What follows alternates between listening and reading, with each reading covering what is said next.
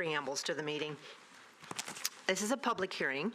For each case, there will be a public hearing, and we ask that the applicant keep their presentation to under 10 minutes. They may reserve 2 minutes as a rebuttal. We ask that the public keep their comments to 2 minutes unless they are representing an organization or group they may have 5 minutes. Appeal of decision from the Historic Zoning Commission. Pursuant to the provision of Section 2.68.030 of the Metropolitan Code of Laws, notice is hereby given that a final hearing before this commission is appealable to the Chancery Court of Davidson County or the Circuit Court of Davidson County. This is statutory writ of certiorari. You are advised to seek your own independent legal counsel to ensure that your appeal is filed in a timely manner and that all procedural requirements are met. You should also seek independent legal advice regarding the applicability of the writ of certiorari to the specific decision of the Historic Zoning Commission. First, do we have any of the council members here this afternoon? So we don't. And we will make motion to approve the minutes of January 18, 2017. So moved. So moved. There's a second. All in favor? Aye. Any opposed? None. So it carries. Our first is the overlay recommendations and design guideline adoption for 906 Bradford Avenue.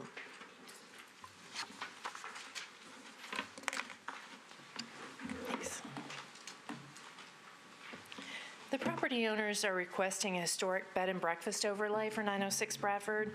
No exterior alterations are planned, so your role in this process is really pretty simple, and it's really just to determine whether or not the building qualifies. And it's an easy one because it is listed as a contributing building in the National Register District for Waverly, so it does qualify. The owners put together a history, which is in your packet. In finding that the property qualifies as a historic building and because no exterior alterations or signage is requested, staff advises the Commission to recommend approval of the proposed Walkirk Cox Historic Bed and Breakfast Homestay to the Metro Council with the condition that the applicant obtain a permit for the new use from the Codes Department, which according to ordinance they would be obligated to do anyway, even without that condition. Do you have any questions for me?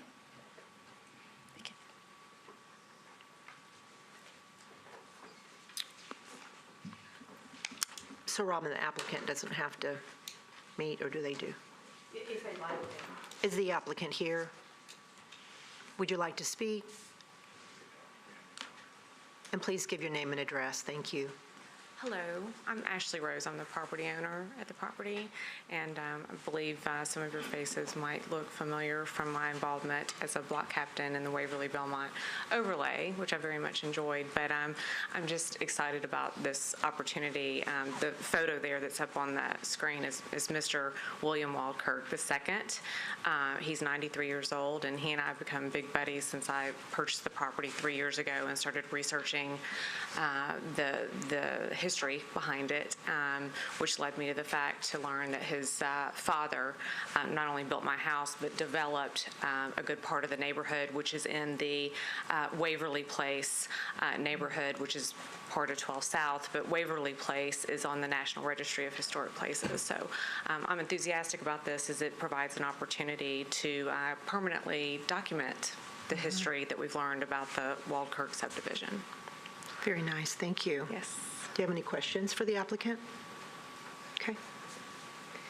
Thank you. Okay, thanks. Public? Are there anyone in the public for public comment? Okay, we will close public hearing. Commissioners, is there a motion? Move for approval. Okay, Second. duly noted. All in favor? Aye. Any opposed? None. So that's carried. Thank you. Consent agenda. Oh, let me say that. Items of the consent agenda will be voted on at a single time. No individual public hearing will be held, nor will the commission debate these items unless a member of the audience or the commission requests that the item be removed from the consent agenda.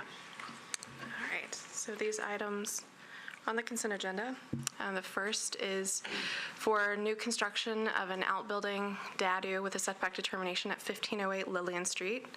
The second for an addition to 1706 Ordway Place, followed by an addition at 2008 Benjamin Street. And at 1218 Forest Avenue, a dadu with setback determination. 1001 Broadway for signage. 1904 Sweetbriar Avenue, new construction of an outbuilding dadu with setback determination. 1108 Gartland Avenue, new construction of an outbuilding dadu and a setback determination. 917 Carruthers Avenue, an outbuilding dadu. 2011 18th Avenue South, new construction of an outbuilding with setback determination. And that was the last one. Staff has reviewed all of these applications against their respective guidelines and found that they meet with those design guidelines and recommends approval with conditions. Thank you, Melissa. You're welcome. Any questions for Melissa? Okay. Is there a motion to approve the consent agenda? So moved. Second, duly noted, and that passes. Thank you.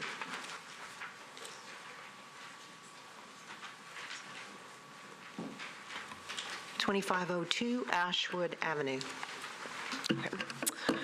2502 Ashwood Avenue is a circa 1930 weatherboard bungalow that contributes to the historic character of the Hillsborough West End neighborhood conservation zoning overlay. In July 2016, MHCC staff issued an administrative permit to construct an outbuilding, to demolish an existing addition, and to construct a new addition with a 2-foot ridge raise. The approved drawings that were approved in 2016 are shown on the screen right now. In late December, MHCC noticed that the addition was being constructed not according to the approved plans. The applicant constructed the addition with a 4-foot ridge raise, which does not meet the preservation permit nor the design guidelines. The applicant is now seeking to have the revised version of the addition approved. Here is the proposed new front facade. The applicant is proposing to bring the ridge raise back down so that it is no taller than 2 feet, and 2 feet is a typical limit for ridge raises in our conservation overlays. The applicant also is going to be constructing part of the addition slightly taller, another 2 feet taller than the historic house, which you can see better in this side elevation. The outline in red is the outline of the proposed new roof form. So it's a 2-foot ridge raise, goes back, and then extends up another 2 feet. The peak height of the addition occurs at a point 38 feet back from the front of the historic house. The design guidelines state that, quote, additions to single-story structures may rise as high as 4 feet above the shadow line of the existing building as a distance of 40 feet from the front edge of the existing building. So they're proposing that it goes taller at 38 feet, but the design guidelines advises that an addition should not go taller until 40 feet back from the front of the house. So staff therefore recommends that the taller portion of the addition be pushed back 2 feet so that it does not occur until 40 feet from the front wall of the house as per the design guidelines. So in conclusion, staff recommends approval of the project with the following conditions. 1, that the peak of the taller portion of the addition be located 40 feet back from the front of the house. 2, that staff approve the roof color, all windows and doors, and the materials of the rear stair and railing. And 3, that the HVAC be located behind the house or on the side beyond the midpoint of the house. With these conditions, we find that the proposed revisions to the previously approved project meet the design guidelines. I believe the applicant is here. Okay, thank you, Melissa. Commissioners, any questions for Melissa at this moment? Okay, thank you. Applicant, please state your name and address. Thank you. My name is Brian Layton. I'm with Britt Development. We're the contractor representing the owner of the property. I would agree with everything Melissa said. The only issue is there's side dormers. I don't know if you can bring that, the side elevation, the original side elevation picture up. So the side dormers that has the single window in it, that's 38 feet back from the front of the house, and that's why we chose to raise up at that point. That's where it makes sense from a construction standpoint. The other thing that was not mentioned is we met one of the members of staff on site to go over what our plans were, and he agreed that that made sense at the 38-foot mark. So I'm a little surprised by staff's recommendation, since I met staff out there to go over what we were planning on doing, and that's what we drew for our revision. So we would ask the commission to consider making an adjustment to the guidelines in this case and allowing us to do it at 38 feet rather than 40 feet. Thank you. Just stay there for just a second, please. Commissioners, do you have any questions for I do have a question. Other than just sort of being nice to have the peak of that ridge right above that dormer, is there another reason that that's the right place versus 2 feet? Well, just how that point will tie into that side dormer from a framing and construction standpoint.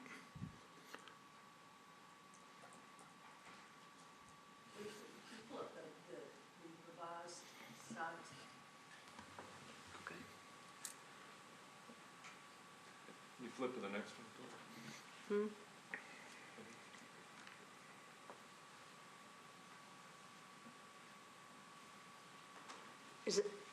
Is the size of the window in the dormer, size of the window in the dormer the same in both proposals? So the dormer hadn't changed? Correct. Okay. All right.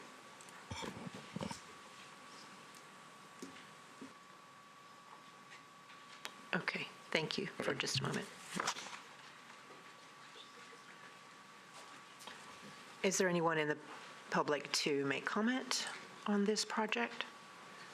Okay, thank you. Close public comment. Commissioners' discussion, please. I'm going to make a motion to adopt staff recommendation, sorry. Okay. To adopt staff recommendation. There's a motion. I second that. Second, duly noted. All in favor? Any opposed? Caitlin?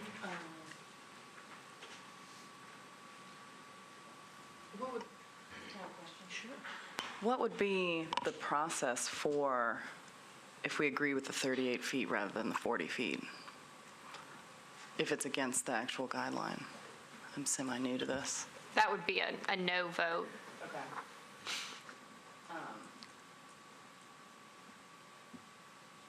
Because the motion was to approve per staff recommendation, then if you would not agree with that, then you would be in opposition. But are you asking, why not 38, but 40? Is that one of your questions? No, I understand that 40 is the guideline, so they're fitting it to meet the guideline, but if what would be the process for if the 38 were to stand? You would say no. Just say no. Majority would need to vote. And it's just majority vote? Okay. So would you vote in favor or opposed? Opposed. Okay, duly noted. We have to have four Four. concurring votes, so, Gotcha. Okay, so I will make the vote. yeah, you need to vote. Okay, I will go with staff recommendation as well. Okay. 1206 Ferguson.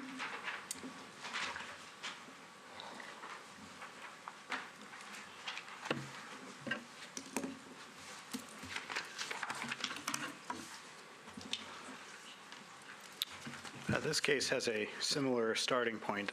It's already, an addition has already been approved at 1206 Ferguson Avenue, and construction has started. The addition that was approved includes a 2-foot ridge raise on a historic house. It's actually a cross-gabled house, and they were not raising the entire ridge, just a portion, as you can see, sort of shifted to the right side. The applicant today is seeking after-the-fact approval to retain a ridge raise that has been started 1 foot taller than it was approved.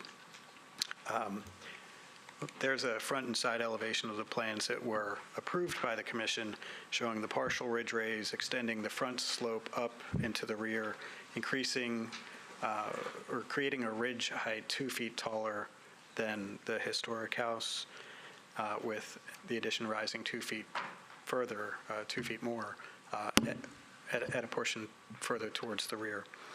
And these drawings, I'll switch in back and forth, these drawings here show what has been built, with a wider portion of the addition raised, and then the ridge has been raised 3 feet instead of the 2 feet that was approved.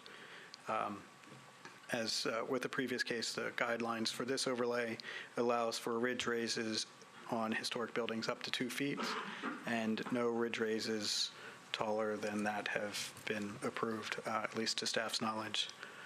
Here's construction photo showing the 3-foot ridge raise on the front, and then from angles to the left and right. Staff recommends disapproval of the application to retain the 3-foot ridge raise addition to 1206 Ferguson. In disapproving this application, the commission would not be saying that the commission or that the applicant can't continue with what was already approved, but they would just have to remove the parts that have been built that are not in compliance. I can answer any questions, and there are applicants present here to discuss or answer questions as well. Give us a moment, Sean. Any questions? We're good on that? Okay, thank you, Sean. It's the applicant here. Please state your name and address, please. Good afternoon, ladies and gentlemen of the commission. My name is Brett Diaz. My address is 925A Russell Street, and I'm here on behalf of Paragon Group. We're the general contractor for the project. I'm John McWaters. I'm with Pfeffer Road Architecture, 921B Woodland Street. I'm the architectural designer and drafter on the project. So on the projection now is a drawing we produced that shows 2 roof conditions. First, on the very top, you see a ribbon of a double hatch region. That is the built region above the 2-foot limit. It's roughly in elevation 24 square feet. And then on either side, you see a single hatched, you see 2 single hatch regions on either side. Those are what the extent of the roof would be allowed to be built to. That's set in 2 feet from either side of the existing cross gable, and then 2 feet up. Both of those regions combined are about 26 square feet.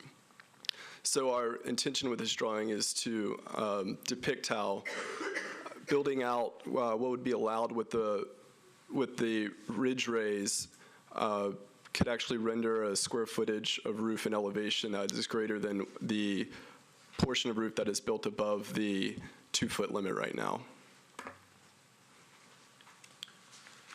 So I just wanted to speak on the sort of situation that led us here. We didn't discover this until we actually asked Fred, a member of the staff, to come out and kind of check the progress of the framing. And sort of backtracking after we realized that the ridge was a little bit too tall. This was sort of midpoint in the framing process. We hadn't really gone through and did our complete check of the building yet. We sort of backtracked and realized that what happened from the original structure to the new structure was really the difference in the floor system size that was required. So the existing house had 2x6 members for the floor system for the second floor. Going back with today's engineering standards, we actually had to use a 16-inch TGI to meet some of the spans that we had in the rear portion of the house. And so that carried all the way through to the front, created a condition where we essentially just lost some of the space in the building, and that kind of threw the roof out of whack for one reason or another. And the framers, in trying to maintain all the pitches and the angles and the elevations, framed it the way they did. So we would ask that we were able to keep the ridge raise. We understand that we don't want to create a precedent here for any future projects to be able to allow the 3-foot ridge raise. But we would hope that since we're not using the full extent of the allowable width, that perhaps this could be a special case. I think it's also worth pointing out, and Sean, if you would maybe go to some of the photos, that this was not done in any way to sort of grab additional height or volume in the existing building. In fact, our ceilings remain very short, and we've got plenty of pitched ceilings in the front portion of the building there. There's a bedroom in the front left portion of the existing home. We've got a 5-foot 2-inch wall plate that slopes up to 8 feet. So it's a very modest bedroom in terms of ceiling height. We have a laundry room adjacent to that that's a 4-foot 7-inch plate. that slopes up to just a small section of 8 foot. Again, sort of just barely workable. And then the bedroom on the front right is a 6-foot plate that slopes up to 8 feet. And it's also worth noting that we had to, in going through the process, because of that increased depth in the floor members, we actually had to redesign the front portion of the house because there's one bedroom or one bathroom rather that simply just wouldn't work with the ceiling heights that we had. And then the rest of the house is an 8-foot ceiling upstairs, except for the master suite, which actually raises up within that 4-foot total ridge raise allowance. So with sort of our unique circumstances and the engineering requirements that necessitated the sort of floor system being thrown out of whack, we would ask that you consider our case. And I'm here to answer any questions you may have. Thank you. So if you wind up needing to go with what the regulations call for, the guidelines, and then what will be your approach to reframing it? Would it be a flat roof on top? Is that what you would? There would certainly be some areas that would be low sloped or too low sloped to be able to apply a standard sort of architectural shingle. So we would have to investigate different roof materials in conjunction with staff.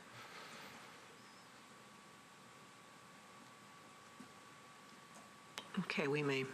How many minutes did he have? Okay, so maybe we'll come back for rebuttal if we have other questions. Thank you. Anyone in public to have comment? Please come up. Thank you.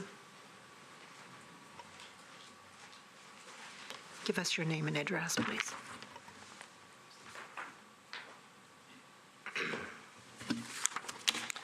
My name is Lance Thomas. I live at 1518 Ferguson Avenue. I've been there since 2004.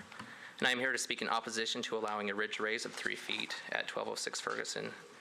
First, this is a blatant disregard of design guidelines for the Belmont-Hillsborough Conservation Overlay. Section 2B of this document regulates ridge raises and states, a ridge raise can be raised no more than 2 feet of total vertical height within the same plane as the front slope. As you can see on the page I provided, over the past 5 years, there have been 7 additions made to houses on Ferguson Avenue.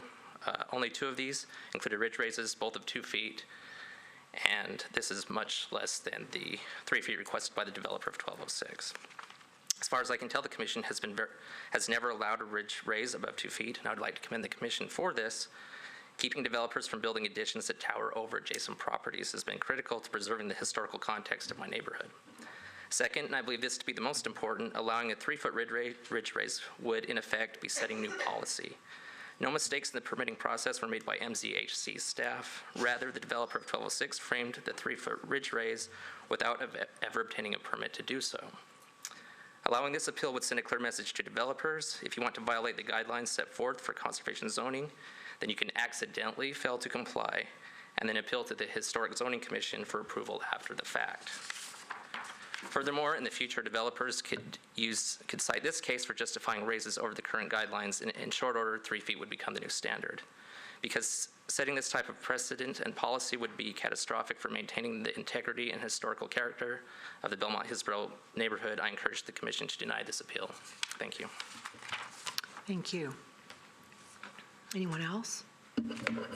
Okay, we will close public hearing. Commissioners?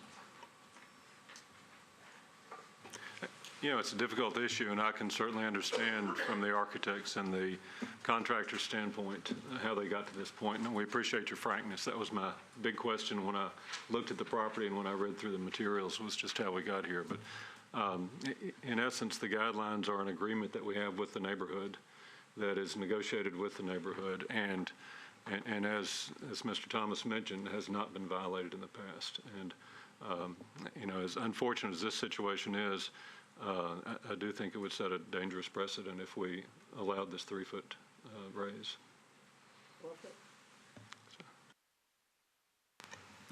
Chairman, I think that the applicant has 2 minutes left for rebuttal of public comment before you can continue with it.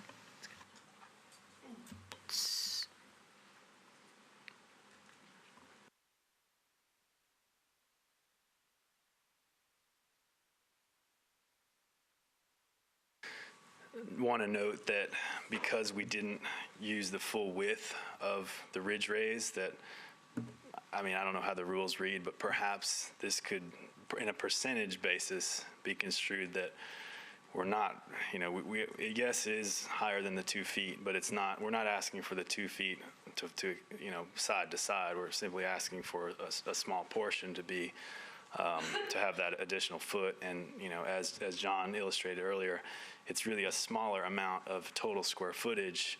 And I think total square footage of, you know, mass is what sort of affects the appearance of buildings. I feel like if that ridge raise was side to side, there'd be more of a perception of mass there than what there is now, because that was actually a 26 square foot versus 24 square feet, which we currently have. And I hate that we're here now, and I apologize that we have to ask for this. I wish that we could have complied to the letter of the law. We simply just didn't account for, in our review of the plans, the additional floor system size that we would need to bring this up to sort of current engineering standards, if you will. And I'd also point out, you know, and Sean has the photos there, maybe you could scroll through a few of them.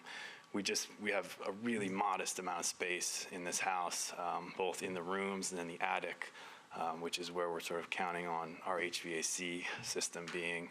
I think we've done, you know, a great job sort of respecting this house and really going to great lengths to make sure that it's structurally sound, bringing, you know, structural engineers in multiple times, really taking our time with the project. It's unfortunate that we have to ask for this, but I respectfully ask that, you know, for the sake of a successful project, that you take this into consideration. Thank you.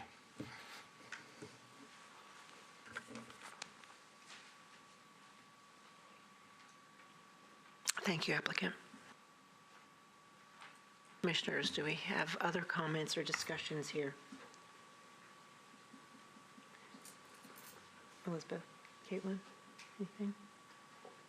Yeah, it is a tough one, and I agree with Cyril that it's a situation that we have before us. And I think that if the guidelines had been written differently, then maybe that total mass would factor into it. But my interpretation of the guidelines is it's really about the overall height, not the square footage of that projection. So, based on what I'm hearing, I move approval based on staff recommendations. A second. Duly noted. All in favor? Any opposed? None? None? So we are.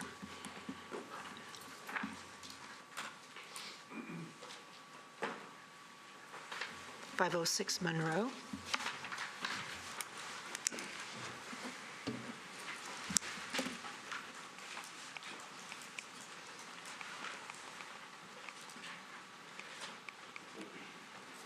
Do you mind going to this remote's not working? 506 Monroe Street is a brick one-story building constructed in 2005. The form is residential, but the property is zoned MUN, and it does currently have a commercial use. In January 2017, staff found that a painted sign was added to the front wall by the front door, and a mural was added to the right side wall without a preservation permit. The applicants are requesting to keep the sign and the mural as is. The design guidelines allow for painted signs, so staff recommends approval of the small painted sign next to the front entrance. We really believe the intent was for painted signs to be on another material, to be on wood or metal, but since this is not historic brick, we felt like it was appropriate. In the case of the mural, there are no design guidelines specifically for murals, but there is for paint and certainly for alterations. So the design guidelines for alterations and paint were both used. The design guidelines in multiple places and in multiple ways state that alterations and new construction should be compatible with the historic character of the neighborhood. Historically, there are no known murals on residential forms. The painting of masonry is generally not allowed, but that is because of the damage that paint can cause historic brick. And again, this house is not historic. The design guidelines for new construction require that new materials and material colors not contrast conspicuously with those of adjacent historic buildings. and further provides guidance on brick color, where it states that multicolored brick is not permitted and traditional brick color should be used. In the past, the painting of masonry, both new and historic, has been discouraged because, again, it changes that texture of the masonry and the mortar. The design guidelines also state that alterations to be done on public facades shall be more carefully reviewed than non-public facades. So in this case, it's not the entire building that has been painted, but it's just a secondary facade beyond the front of the house, beyond the first bay of the house. So since this building is not historic, the paint does not cover the entire building, and the mural is located on a secondary facade beyond the first bay, staff does recommend approval, finding that it meets Section 8 of the design guidelines. So staff recommends approval of the signage by the front door because it meets Section 8, and staff also recommends approval of the mural, finding that it meets the design guidelines for alterations and new construction, since the mural, again, is located on a secondary facade beyond the first bay, and it is on a non-contributing building. And did you have any questions for me? Thank you. I just have one. I mean, if this were a contributing structure? We would not recommend approval. Okay, all right. I was just surprised with seeing the picture, and then I drove by. Yes. One of our commissioners designed it, but he's not here today. Thank you, Robin. Is the applicant here? Please come forward and give us your name and address. Hi, I'm Kate Sparra. I live at 506 Monroe, and I just wanted to thank the staff for the request for approval. I'm new to Nashville, and I saw how important public art was to the city, and I really wanted to bring that aspect to Germantown, and I hope you will approve it. Okay, thank you. Commissioners have any questions for the applicant? Okay, thank you. Anyone in the public to give comment? Okay, close public comment. Is there discussion or motion? I'll make a motion to adopt staff recommendations. There is a second duly noted. All in favor? Sorry, who was the second? Any opposed? Okay, and the motion carries. Chairman, staff too. 2202 9th Avenue South.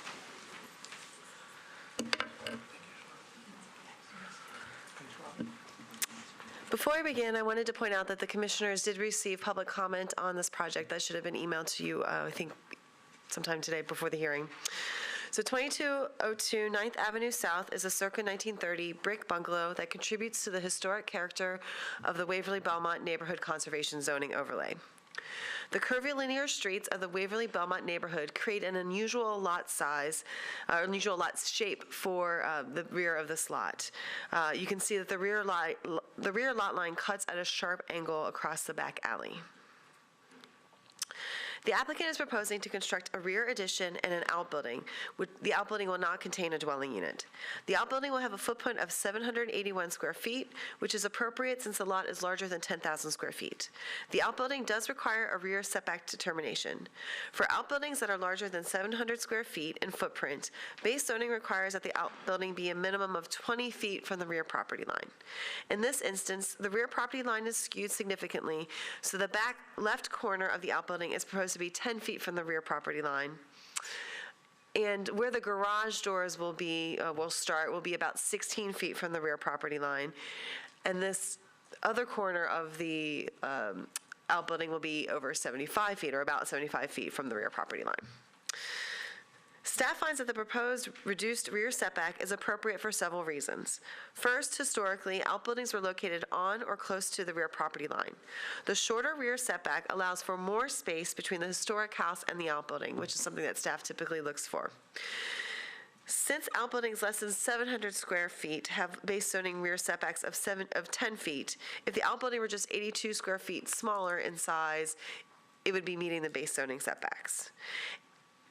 In addition, because of the slanted lot line, only approximately 8 feet of the 34-foot wide outbuilding does not meet the required 20-foot setback.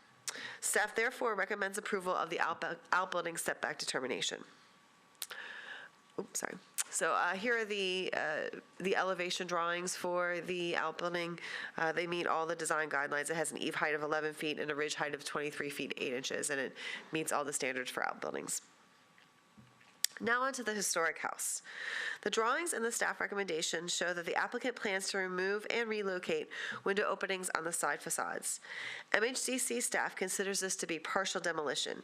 Staff finds that the removal of all 3 windows is not appropriate and recommends that the applicant retain the original window pattern to the greatest extent possible.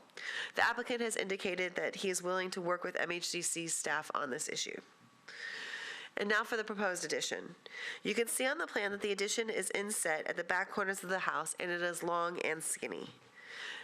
Staff finds that the depth of the addition to be appropriate because the addition is only 1 story and is several feet shorter than the historic house. The addition's narrowness also keeps its massing and scale appropriate. The historic house has a footprint of approximately 1,300 square feet, and the proposed addition will add approximately 1,040 square feet of footprint to the house. So in conclusion, staff recommends approval of the project with the following conditions. 1, the applicant retain the window openings on the historic house. 2, the siding have a maximum reveal of 5 inches. 3, staff approve a stone sample. 4, staff approve all window and door selections. And 5, the HVAC be located on the rear or on the side beyond the midpoint of the house. With these conditions, staff finds that the proposed outbuilding setback determination in addition meet the design guidelines for the Waverly Belmont Neighborhood Conservation Zoning Overlay. And the applicant is here if you have questions for him. Thank you, Melissa. Any questions for Melissa?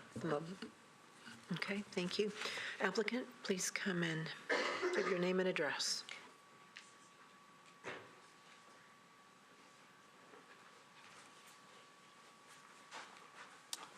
Hello, I am Yuri Hall, architect and designer for Mr. Thomas Addition. Everything that Melissa says, definitely we recommend that we're going to do for her, particularly the garage aspects of it. The garage is in the overlay, so we definitely recommend you guys passing that. In terms of the house of the windows, we decided, talking to Ms. Melissa, that we were going to retain 2 of the windows. There was 3 windows that were going to be removed, but we retained the one to the left and the one to the right. And we're just going to change the rear window, which is where the kitchen is, will be changed to a solid brick, try to match up the brick as possible for the existing house. Any questions? Okay, not at the moment, thank you. Okay. Is there anyone in the public to comment? Okay, close public comment. Discussions, commissioners, or a motion? So the staff recommendation is to retain the window openings. Melissa, is there? I haven't seen the final drawings for him, but from what we talk, I mean, we try and retain the historic window openings to the extent possible. It's my understanding that he's talking about a window kind of towards the back, it'll be less visible. So assuming, I'd have to see final drawings, but it sounds like from our discussions that it would be something that, similar to what we've approved in the past, where most of the window openings are retained, just one towards the back is not. So assuming that the drawings are what I think they are, we would be supportive of it. So we could modify this to say that staff would review the window opening proposed? Yes. Okay. Yeah. Okay. Anyone else? Commissioner, any motions? And So I would, recommendation? anything else? So based on all this, I would recommend approval based on staff recommendations with the exception of number 1, being that the window openings will be reviewed with the applicant by the staff. There is a second? That be reviewed and approved administratively? What might be a little easier is to say that only the rear window is approved for replacement, just so that it's clear that you agree with staff report that the front 2 shouldn't be replaced. That works for me. Sure. There was a motion, there's a second. All in favor? Aye. Any opposed? No opposed. Motion carries. 306 Broadway.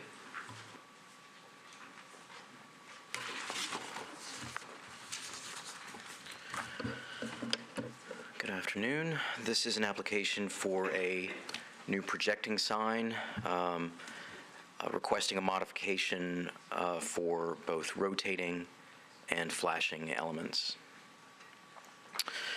The sign proposed meets the design guidelines for size, material, and location. The allocation of sign area for this building is 56 square feet. The proposed sign is basically that exact area, so it would max out the allotted square footage for signage. There are two signs, you can sort of see them on the storefront here, that add up to approximately 27 square feet. So staff does recommend that those be removed prior to installing the new sign. The commission has approved rotating signs on Broadway recently over the last couple of years. Recent examples include 312 Broadway from left to right on the screen. This is not yet installed. This has a 3-foot rotating element at the top. 429 Broadway, which has a 2-foot rotating section in the middle. 325 Broadway, the rotating microphone was approved at the top. And 318 Broadway, a 5-foot tall rotating sign. You can kind of see in that image. 101 Broadway on the left has a rotating section at the top of approximately 5 feet. And 400 Broadway, a sign that's going away, but was approved in 2013, which has approximately 4 feet on the top that was approved to rotate.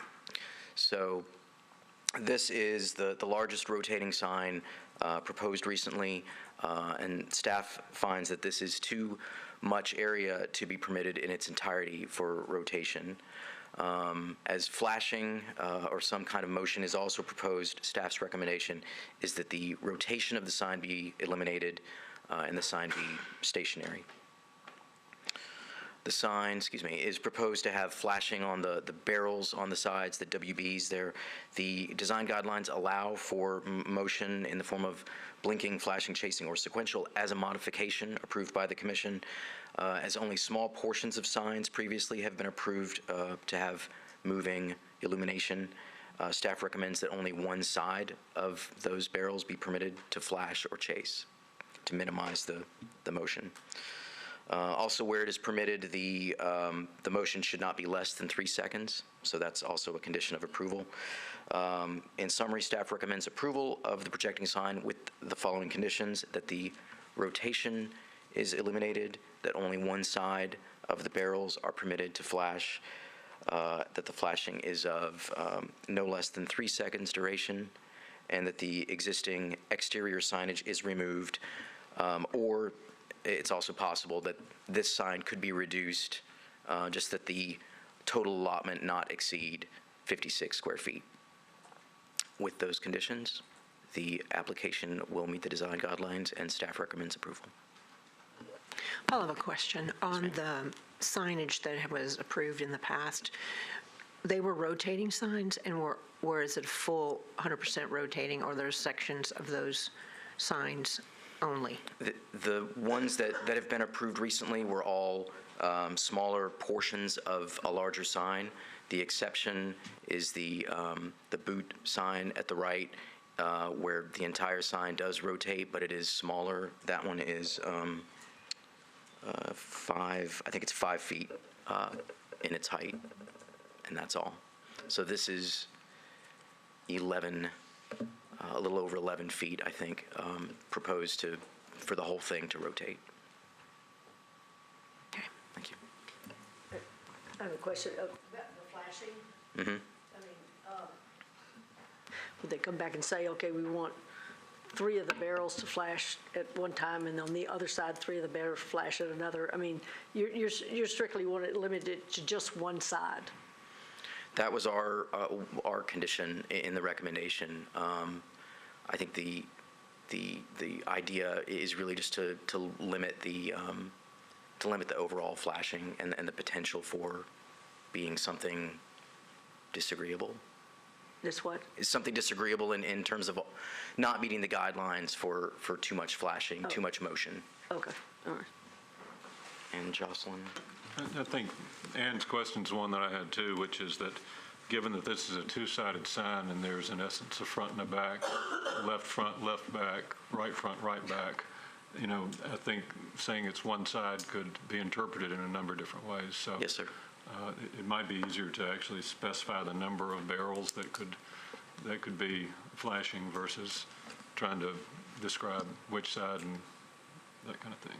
Yeah, and that's exactly, I mean, I'm saying they could come back and I mean, we need to specify that, when I say one side, I'm just saying if you're driving west, you see the flashing barrel signs, and then on the other side, you don't. Right, just to be clear, it's not really flashing, it's chasing lights, sort of like you see on Margaritaville and some other signs. And so our thought was three barrels on each side. So the sign is two-sided, but it's got two edges on each side. Sure. So the thought was just 3 of the barrels on each side of the sign. Okay. Does that make sense? Yeah. I mean, and that, to me, is a more attractive thing than just one side being different than the other. Okay. And by chasing in the 3 seconds, it's like barrel, 3 seconds, barrel, 3 seconds? Or is the 3 seconds a space between flashes? You're right the first time, 3 seconds, 3 seconds. So it has it will give, at night, it'll give a feeling of the barrel moving.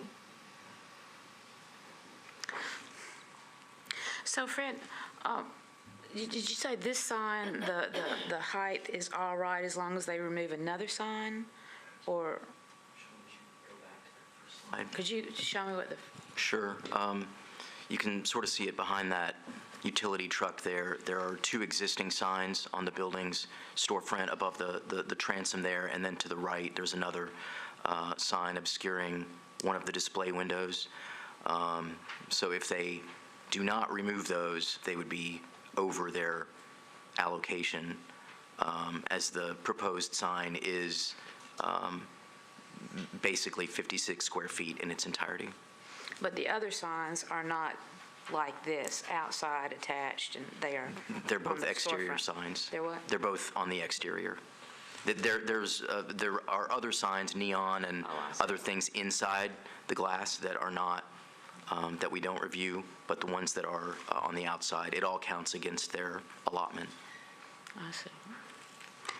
Well, I love Broadway. I live right around the corner, and that's one of the few streets in Nashville that has neon. And I don't. Is it? And so I'm not real comfortable with doing a lot of changes to what Whiskey Bent wants to do. But that's just my opinion. I just like neon on flash on Broadway. Yeah. Well, I mean, do they get to choose which of these signs that they remove? Yes, ma'am. As long as they don't go over the overall square footage, it could be in any number of signs. But as the proposed one would max out their overall, they don't get anything else after, So they'd after have that. To, So they remove the need one to remove above the those. door and own the window. That's right. And keep the new proposed sign. Okay, all right. That wasn't clear to me. Elizabeth, okay. Any other Well, questions? I already made my comment. Okay, we'll make. The applicant is here to discuss the project as well. Okay. Hello, Adam Yeah. Lefevre on behalf of the applicant. I want to explain how it's going to work, or how it's proposed to work first, because I think that can help you. It's not an extreme flashing strobe light effect sign. So if you can go to the big picture, Sean. The way it's intended to work is that the top 2 are on, second 2 are on, and the bottom ones are on in sequence. And there are 4 recommendations by staff. We don't have an issue with 2 of them. 1, removing all the signage that's there already. That's not an issue. Okay. 2, the interval between the flash. That's not an issue either. But we do take exception with the rotation element and the flashing element.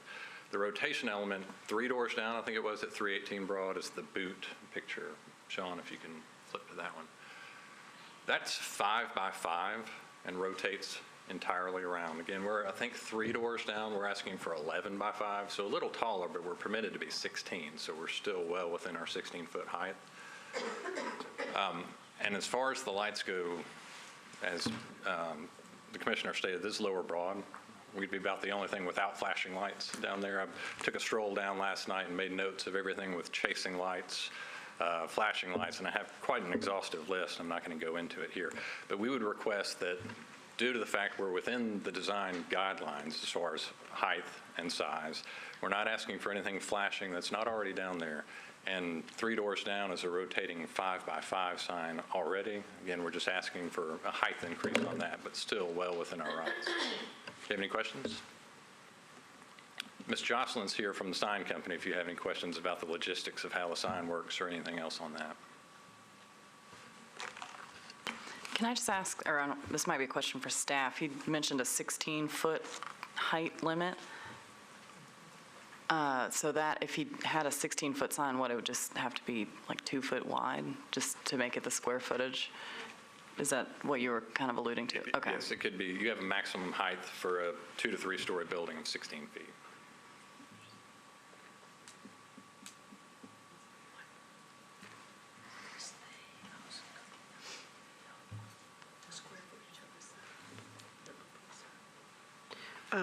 What is the square footage of the proposed sign the commissioner wants to?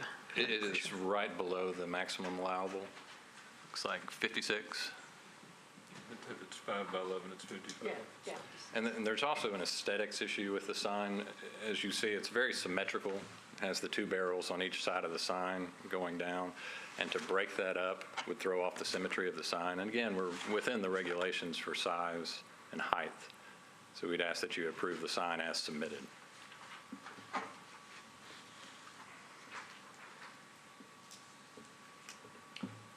Okay.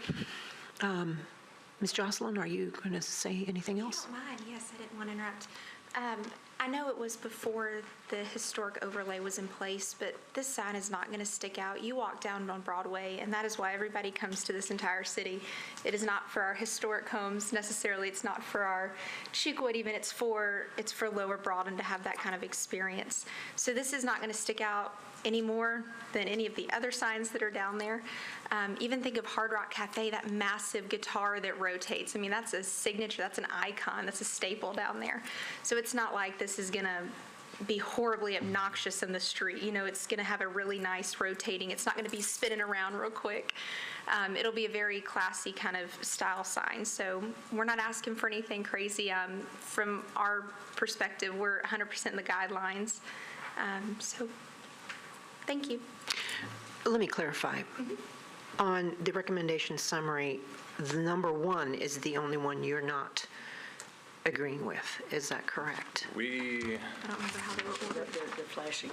We do not have an objection to removing all existing signage in its entirety. We do not have an objection to the timing sequence of the signing, the 3 seconds as applied. We just had an objection to number 1, the elimination of the rotation, and number 2, the restriction on the chasing lights. Okay, thank you for clarification. Is there any public comments? Okay, close public comment. Discussion with commissioners. Commissioners? You know, we spend probably as much time on Lower Broad as any of our tourists do. And it's always difficult to figure out where the line is to, you know, whether we want it to become a Times Square or whether we want it to keep some of that same charm. It seems that we have set, in essence, a precedent in the back with portions of signs rotating, but with that one 5-foot sign, which is half the size of this rotating, it sounds like we've always had portions of it rotating as opposed to the entire sign. And, you know, I think that the staff has worked hard to try to come up with a recommendation that is in keeping with what we have approved in the past and appropriate for what the applicant's intent is here. So I don't see a problem with their recommendation. I understand the applicant's request, but this seems to be a reasonable place to meet. Ms. Elizabeth? Oh, well, you know, I already said how I feel about Broadway and the ambiance on Broadway, and I just don't feel like this sign is too far away from what I like to see down there. Was yours a motion? Not yet. Oh, okay. Okay, do you have any comments? I guess the only, the whole thing rotating to me just seems like a little too much. He said, it's not that much over, but it's over double what's currently rotating on Broadway, and I think that's just a little too much. Okay. No, I'll make the Make a motion motion? to adopt staff recommendation. Is there a second? Okay, duly noted. Any, all in favor? Aye. Okay. Any opposed? Okay, we have one opposition. So you can vote I vote recommendation from staff. Okay.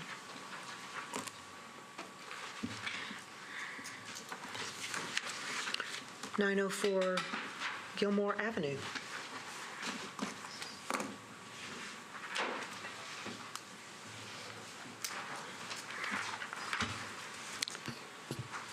This item is a proposal to build a rear addition to a one-story Victorian-era house, shown here. The house has a pyramidal main roof with a gable front projection, some smaller hipped projections to the rear and side, and a wraparound front corner porch. The proposed, this shows the existing side elevation and existing floor plan, and the proposed addition will tie into the rear of the roof, stepped in from the main roof, and extending back with a cross gable and side dormers. The addition adds 38 feet of depth from the back of the existing to the back of the proposed. And that includes a rear porch, which is about half of that depth being added. Staff, the design guidelines and precedent is to generally not allow for more than the existing mount, so essentially not to double the footprint of the house. And this is adding about 2/3, so it meets that guideline. Again, the roof, as you see here, the roof is moving to the front elevation. The roof is not taller than the existing roof at the peak, but because the addition has a cross gable form, it will be visible by sticking outside of the silhouette of the house.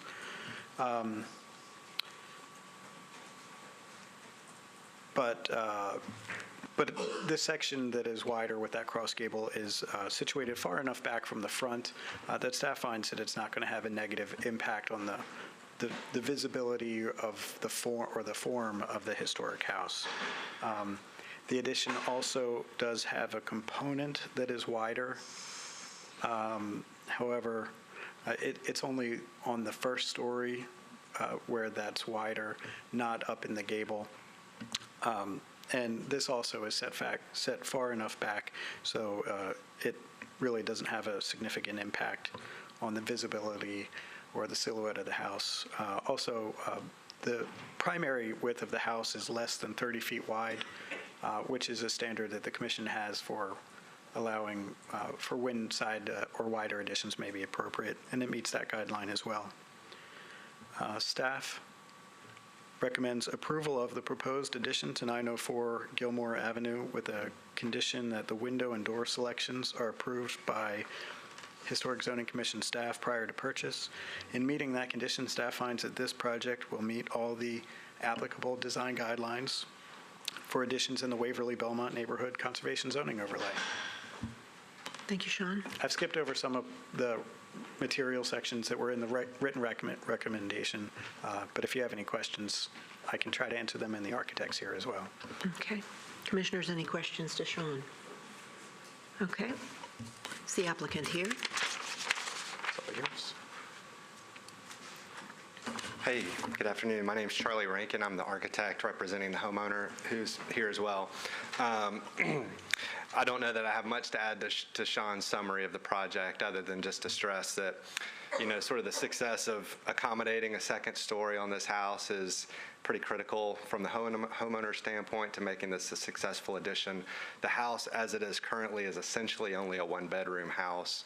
They're currently using what would have traditionally been the keeping room or a study off of the foyer as a children's bedroom. So, for them to continue to live there and occupy the house and grow a family, they're needing to add some children's bedrooms. And so that's sort of the need for that second story that does fall outside of the silhouette. But as Sean mentioned, that poses a pretty big challenge given the pyramidal roof shape. So we realized we are outside of that silhouette, but we've worked hard to kind of keep the height of the building down so that we're not any taller than the existing house. Another challenge being and I don't know if you have the floor plan in front of you, but there's an existing octagonal bump out toward the back left side of the house that is the existing master bathroom. That was a previous addition made to the house, and just obviously for financial reasons, we would like to try to preserve that bathroom, which makes what is already a narrow house even narrower, to try to plug into the back of that and make useful space for obviously the addition and a staircase getting upstairs, which is sort of what necessitated the bump out to the side. But again, we worked hard to sort of stay within the guidelines and the recommendations of stepping in, going back, and then making that step out, which sort of that net step out is about 4 feet. Again, we've kept that to 1 story so as not to overwhelm the historic structure. But happy to answer questions if you have any.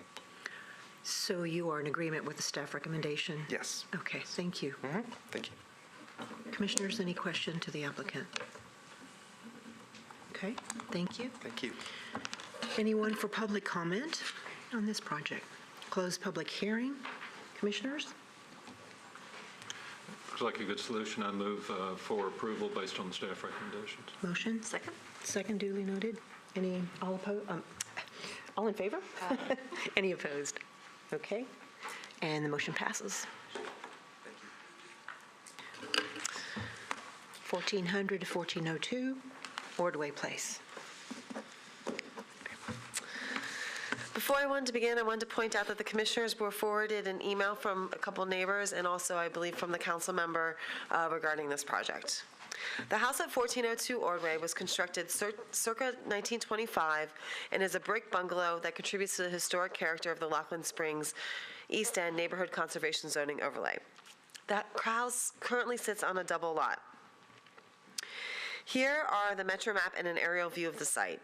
The address is 2 different lots that historically have been deeded together. You can see at the back of the lot that faces 14th Street is a detached garage. The applicant would like to reestablish the existing lot line. In doing so, the existing house at 1402 Ordway will sit less than 5 feet from its right west side property line, as you can see with the red line there. The Historic Zoning Commission must approve the new side setback for the existing house at 1402 Ordway in order to reestablish the lot line. The bulk of the house will be situated approximately 2 feet 6 inches from the new right side property line. However, 1-story bay will sit less than 1 foot from the side property line. Staff finds that the proposed right side setback is appropriate in this instance for several reasons. Historically, it was not uncommon for historic houses to sit less than 5 feet from the side property line. In fact, in the immediate vicinity, there are some houses that are between 5 and 7 feet apart, like what is proposed here. Across the street at 1403 and 1405 Ordway, those 2 houses are very close together and likely 6 feet or less apart from each other. The infill at 1400 Ordway Place is constructed so that there is, I'm sorry, I should go back just to say that because there is historic precedent, especially across the street, staff is recommending approval of the side setback for 1402 Ordway. The infill at 1400 Ordway Place is constructed so that there will be a minimum of 6 feet between the infill and the side bay of the historic house, and between about 7 feet 6 inches between, the infill and the bulk of the historic house. The new infill will be approximately 6 feet 6 inches from the 14th side property line. Base zoning requires that houses on corner lots like this one be a minimum of 10 feet from the side property line. Staff finds that the side setback for 1400 Ordway could be appropriate here because the house needs to sit a minimum of 6 feet from the interior side property line in order to meet the fire code. So there needs to be typically on a corner lot, a house would just be 5 feet from the interior lot property line. But because there needs to be at least 6 feet between the new house and the existing house, it has to be 6 feet. So they're losing a foot on that side.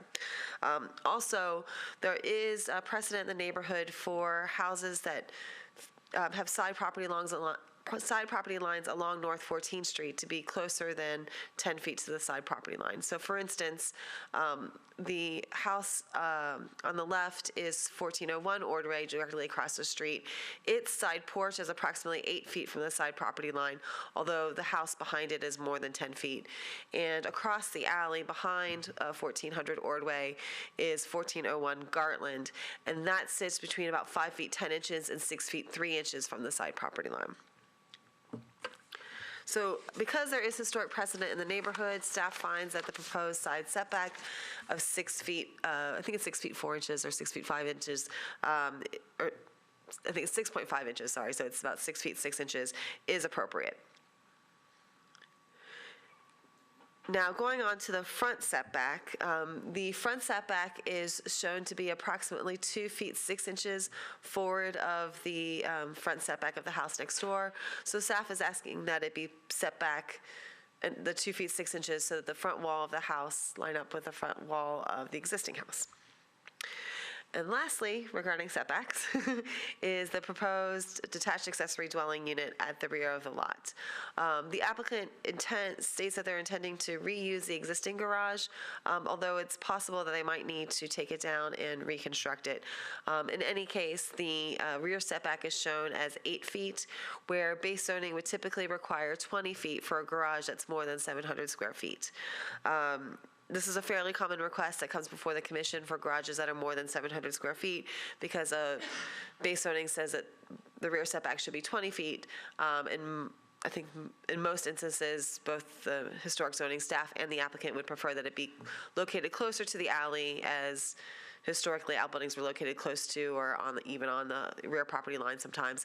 And pushing it closer to the alley allows for more space between the proposed infill and the outbuilding, which is typically appropriate. So we are recommending approval of the rear setback determination for the garage, or DADU.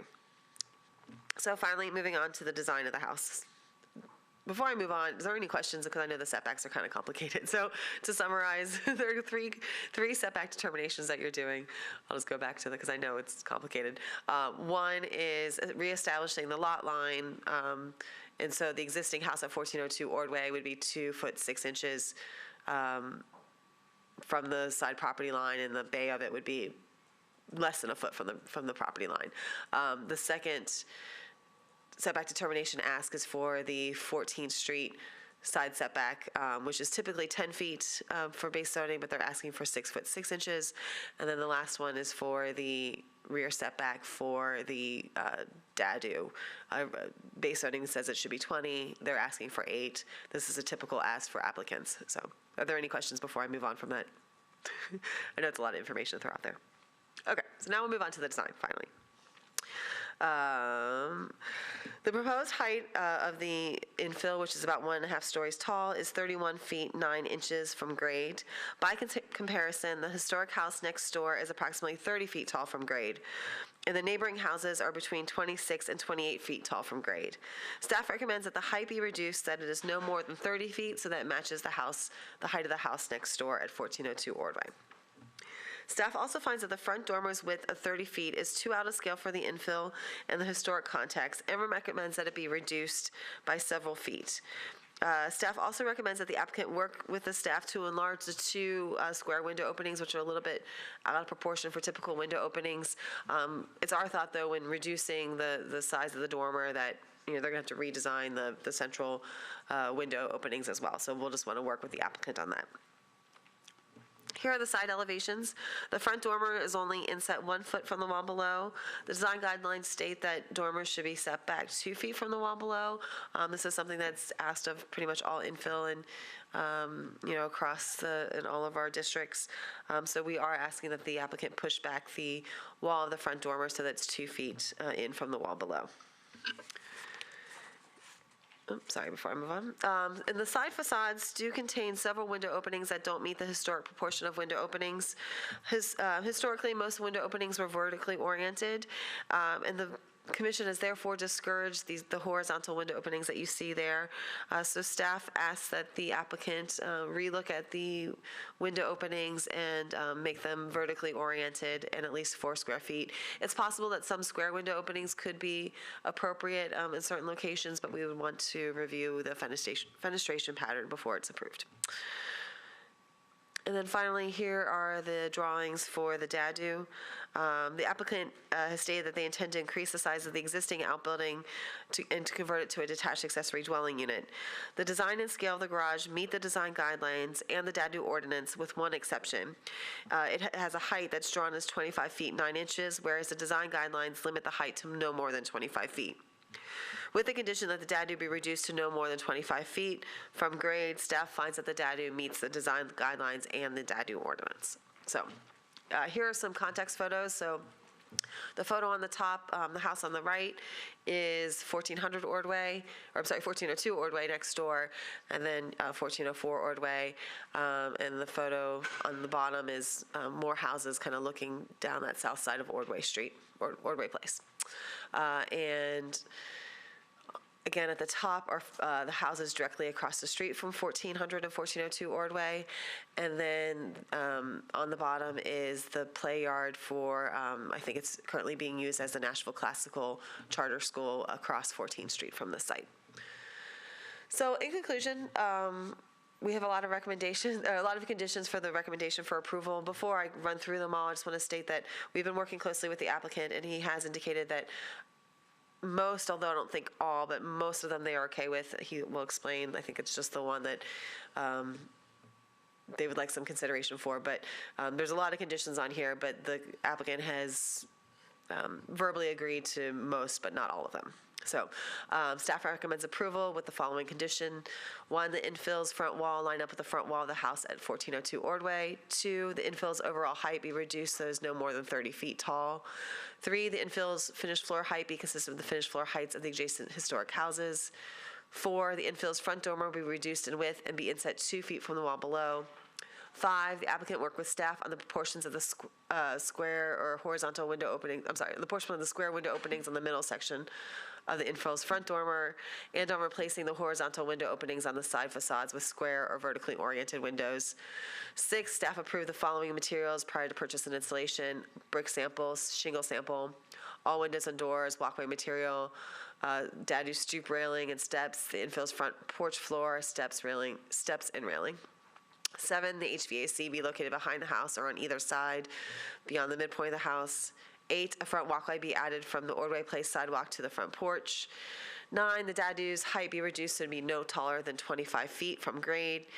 And 10, staff receive a copy of the filed restrictive covenant for the dadu before issuing the permit. So with these conditions, we find that the project meets the design guidelines for the Lockland Springs East End Neighborhood Conservation Zoning Overlay. That was quite thorough. Thank you very much. Commissioners, do you have any questions for the moment? Okay. Applicant?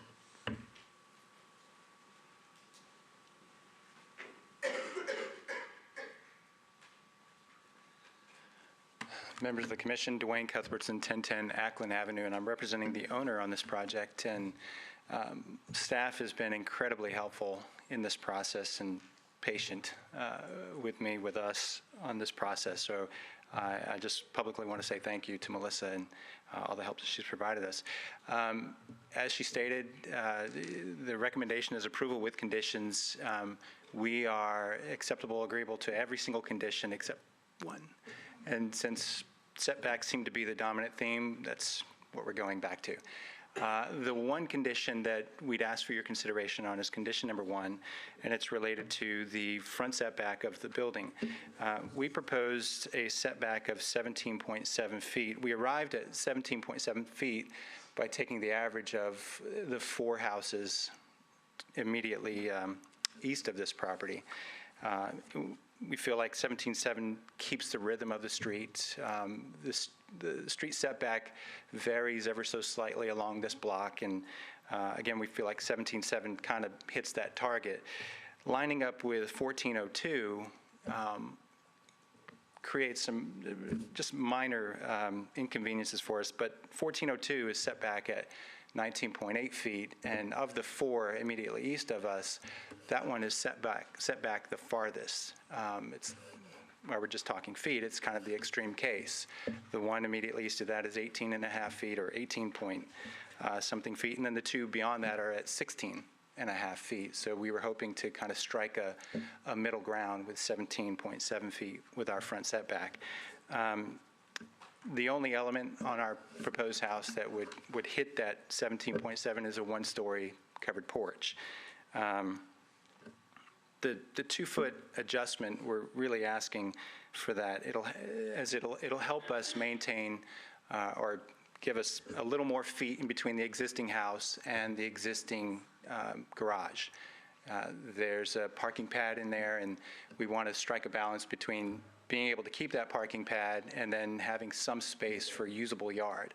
And I know 2 feet seems like a small amount, but it adds up for sure. Also, when we do get toward converting that garage to a dadu, we feel like we're going to need that parking pad, unfortunately, to provide adequate off-street parking for the dwelling above the garage as well as the house. So that's kind of an explanation of our request for you. And again, other than that, we are in agreement with staff and will make the necessary adjustments that she's asked for. And I'll stand for questions. So just give us the number on the recommendation that you have questioning that we're... Condition number 1. Condition number 1. Yes.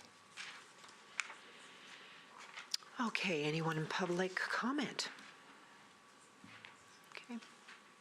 My name is Randy Rayburn. I'm the owner of 1402 and 1400 Ordway Place.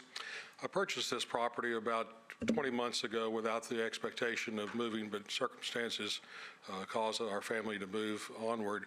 And starting this process, I went to my longtime architect, Manuel Zeitlin, and we thought that it was an appropriate process because both under the Historic Commission's 1908 maps that I was given one as a housewarming present by Ann Eden, as well as the original plots from the 1890s, it showed that they were 2 lots, and one of the previous owners had added the garage, which made it attractive to us at the time, our family with 2 young children. I have not worked with the developer nor contractor, only through my real estate agent. But once again, on the terms of the setbacks, the homes across the street from us, and if you'll notice the setbacks between 1402 and 1404, it's far less than 6 feet because we're really 3 feet from the property line there. So I appreciate your consideration of this. We don't want to move, but circumstances cause us to do this. And the good news is that a home that will be built to the historic standards and not another tall, skinny or two will be occupying a historic district in East Nashville. Thank you. Thank you, Mr. Rayburn.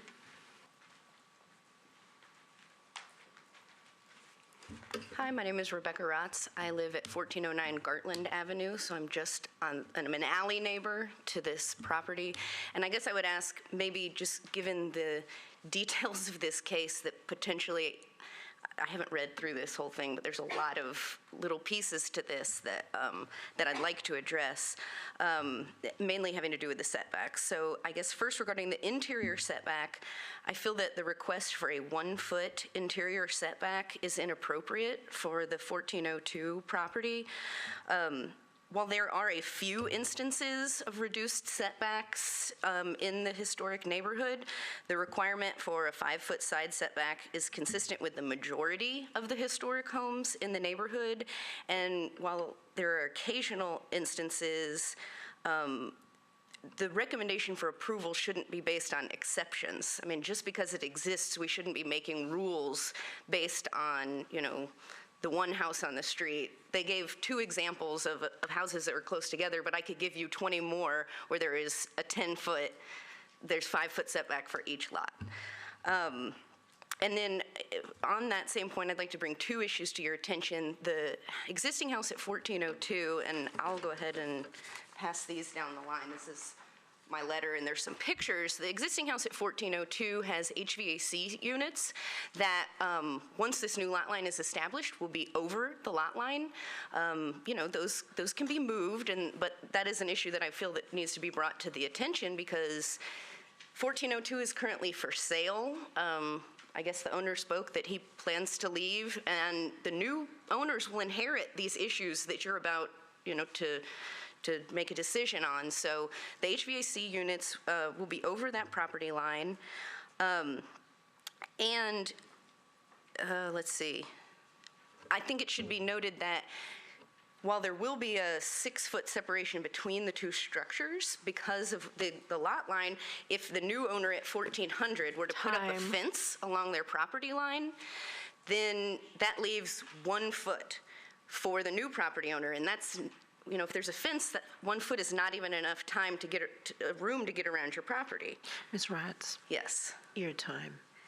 And I would respectfully ask for some additional time due to the complexity of these issues. We only allow for 2 minutes. Well, then I would definitely request that you read the rest of the letter because there are issues with the 14th Street setback as well, the context with the school, and We only allow for 2 minutes, I'm sorry. I don't believe that they need to adjust the design of the house when we all have to follow the rules. Thank you. Thank you. Thank you very much.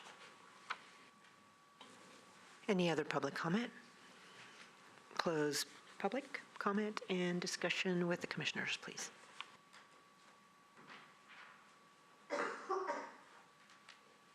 Question for the staff. The applicant's statement that they're using the average of the 4 houses that are on that end of the street. Have y'all checked that out? I have not checked out what the average would be. I think that's, codes will often ask for the four houses or nearest houses. We typically look more narrowly at what are the houses on either side. So in an instance like this, since there is no other house on the other side of 14th Street, we just looked at the house next door because we want to look at what is the immediate historic context. So we would still recommend that the front wall line up with the front wall of the house next door in this instance. May I make comment, question? Is it because of it being a corner lot? If this We're were always looking at specifics because it's a special case. When it's a corner lot, we are a little bit more aware. if this was an interior lot, we would look at the 2 houses on either side and usually take an average of the 2 or look at someplace in between, depending upon where those 2 houses sat, kind of what is a logical in between the 2. Doesn't necessarily always have to be 50%, but we typically recommend about 50% between the 2 on either side. So in this case, since there is really no house on the other side, I think for corner lots, we typically, it's not atypical for us to ask for it to line up with the house next door. Thank you. Discussion? Any comments on the setbacks for that corner and on the side? Having gone by and looked at this, looked at the packet of materials, gone by and looked at the situation, I actually think that the house sitting on that corner is going to be more attractive, especially from the playground across the street and from the street than the fence is that's up there now, that's right on the edge of the property. I think that what the staff has done with the owner is appropriate and I think a reasonable thing given the context of the neighborhood and in keeping with the guidelines. Chairman, may I note that the applicant has 2 minutes of rebuttal for public comment? All right, applicant, would you like to come? Let's just make sure we don't have any other comments by the commissioners for just a moment. Robin, right? We might have some more questions. Yeah, we just thought you might want to have that before you get into deliberation. Oh, deliberation, okay. Okay, back at you. Well, I can only rebut on what was provided for the record verbally, and we're not asking to create a 1-foot setback. It's what's there. It's what was built. The HVAC units, the fence issues, we've considered that, and that's certainly something we're going to work out with easements with the current owner, future owners. So we don't feel like we're creating issues with what we're proposing. In the rebuttal, am I allowed to respond to something that one of the commissioners brought up with regard to the average? Yes. Okay. Commissioner, you asked about the numbers that we took for the average. We actually submitted a survey, and so the 4 numbers for the houses immediately east are on that survey, and they come out to the 17.7. Again, that's what we said. Really, that's all I have for my rebuttal. So can you talk a little bit more about the need for the backyard to not be reduced by 2 feet? Well, so we have an existing detached garage. It's got garage doors on both sides. Right now, it's got a parking pad on both sides.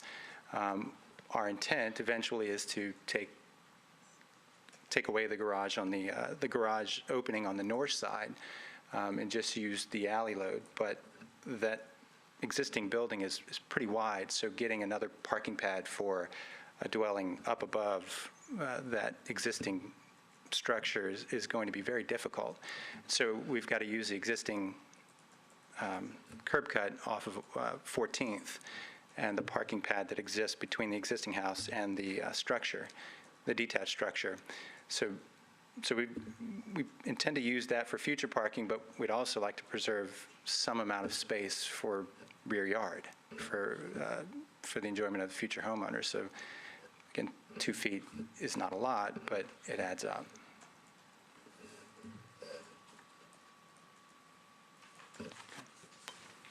Okay, thank you for that. And commissioners? When we're evaluating this submittal, the parking pad that is in front of the existing garage on 1401, on the 1400, does that go away? Their site plan made it seem like it would, so that was my assumption because it's not drawn on the site plan. So my assumption up until now was that it would go away because it wasn't on the site plan. Okay. But, Okay, so but it sounds like they're saying now that they're going to retain it. Okay. Yeah. So that garage opening stays the same on that, from that elevation? I will go back to the drawings of the tattoo. No, it looks like no, that because the alley side, so there is no garage door on that side because that will be, according to their drawings, they're not having a garage door on that side. Okay, all right.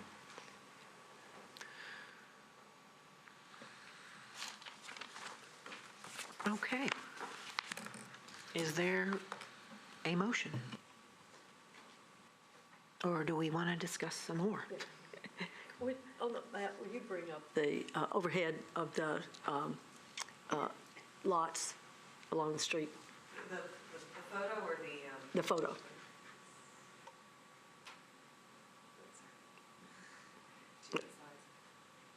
Yeah, there you are. Do we have the big one that shows up? Do we have one that showed the whole map? This one? Oh, I thought it went further down the street. Okay. In your paper version of, or if you have availability to get it on a computer or iPad, Yeah, there's a that's what larger I was version looking- of I that, was so looking at yeah. hers. Okay. But I didn't put it in the slide. Thank you. I'm sorry. Okay, thanks.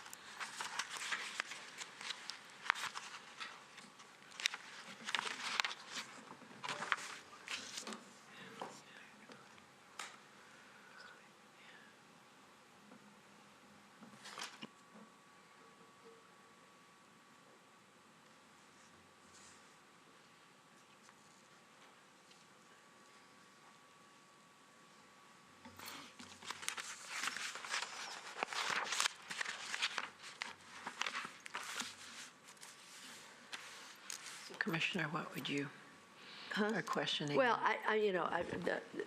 thank you, staff, for doing an incredible job of considering all points. I've mixed emotions about on where I stand on the condition number 1 and the request by the property owner. I know we have to be very, very sensitive with corner lots.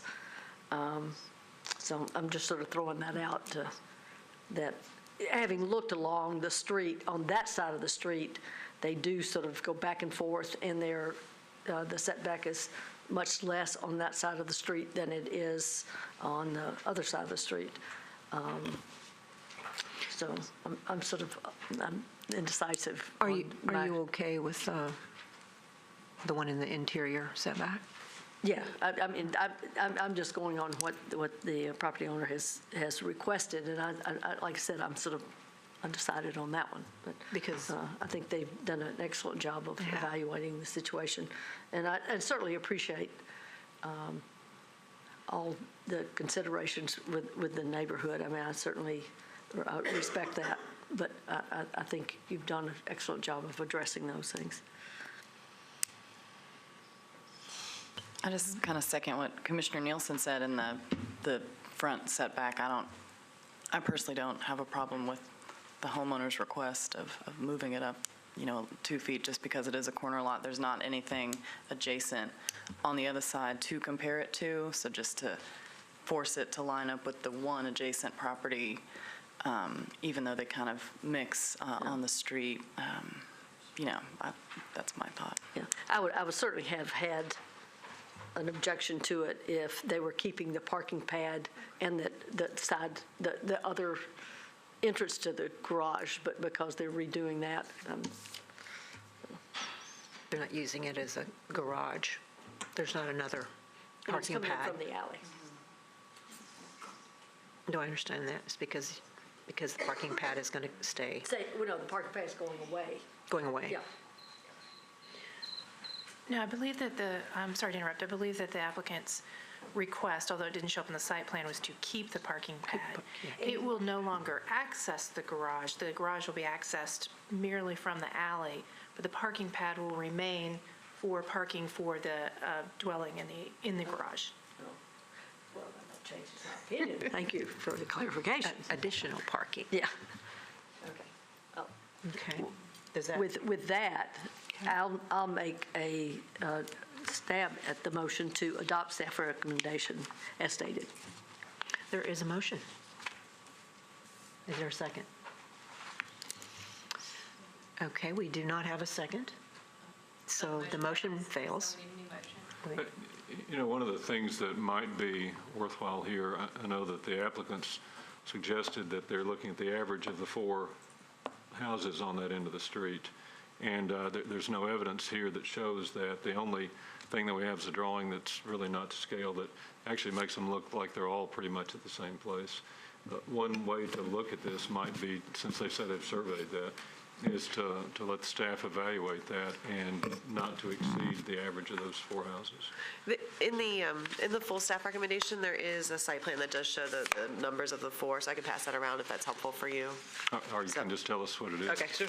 Have to do a quick math. Sure.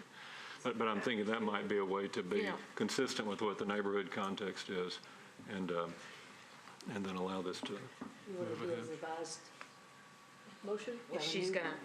Well, a new motion. It'll be a new Failed. motion. Melissa, do we have that in our packet? Yes, I'll just do the quick average real quick. Okay, thank you.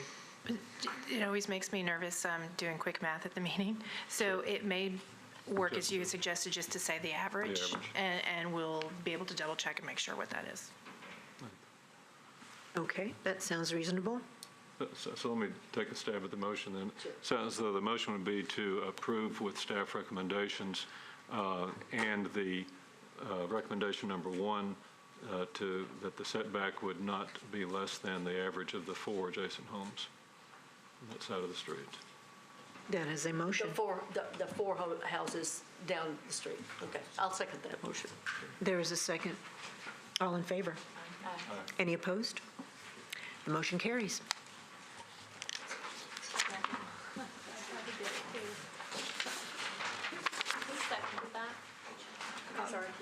Oh, I did. Commissioner Nelson. 2200 Grantland Avenue.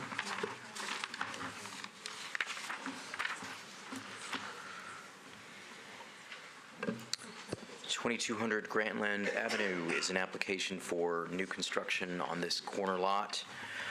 where the previous building was approved for demolition last year. The proposed new home is 1.5 stories with a ridge height 27 feet from grade. It is 33 feet wide at the front with a portion in the middle as wide as 35 feet. Contributing buildings on Grantland range up to 29 feet in height and up to 39 feet in width.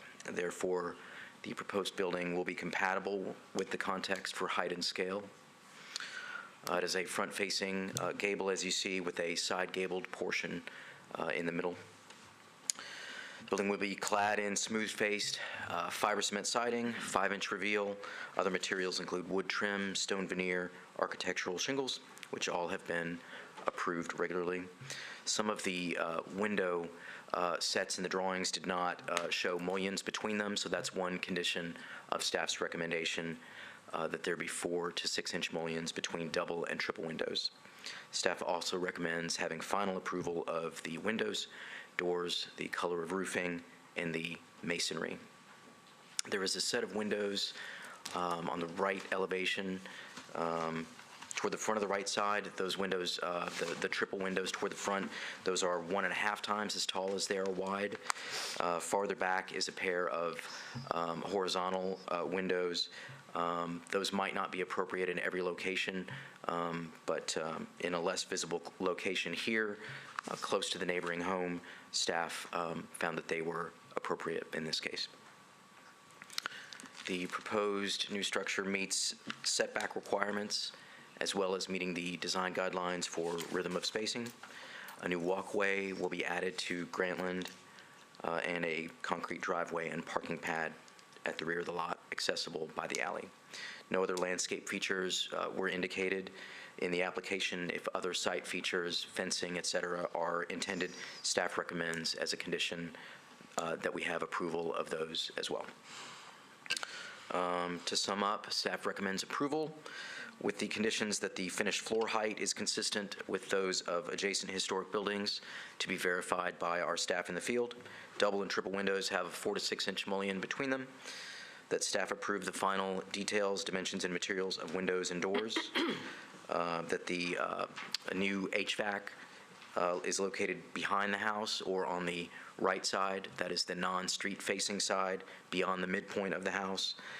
That staff have approval of roof color and masonry, and that any other appurtenances, including fences or other landscape features, are also approved by our staff prior to their purchase and installation. That concludes my brief. Paul, did the applicant agree to, is the applicant here? I do not believe the applicant is here, but they did not have any objections to our recommendation. All right, thank you. So since the applicant's not here, do we have anyone in the public to comment on this project? Okay, we will close public hearing. Commissioners, is there a motion? I move for approval based on staff recommendation. There's a motion. Second. Second, duly noted. And all in favor? Any opposed? None. So the motion carries. 1616 Douglas Avenue. So this is a request to construct a new single-family residence at 1616 Douglas Avenue. This case was deferred at the December 2016 commission meeting at the request of the applicant. Since then, the applicant has worked with staff to address staff's concerns about the proposed infill. I believe the lot is now vacant. A permit was issued in December to demolish the non-contributing house on the site. So the plan before you meets the design guidelines for height, scale, setbacks and rhythm of spacing, materials, roof shape, and orientation. As proposed, it's oriented toward Douglas Avenue with parking located off the alley at the rear and from an existing curb cut that's located to the right of the proposed infill. The structure is 1.5 stories and will have a maximum height of 23 feet 6 inches with an eve height of 9 feet 8 inches.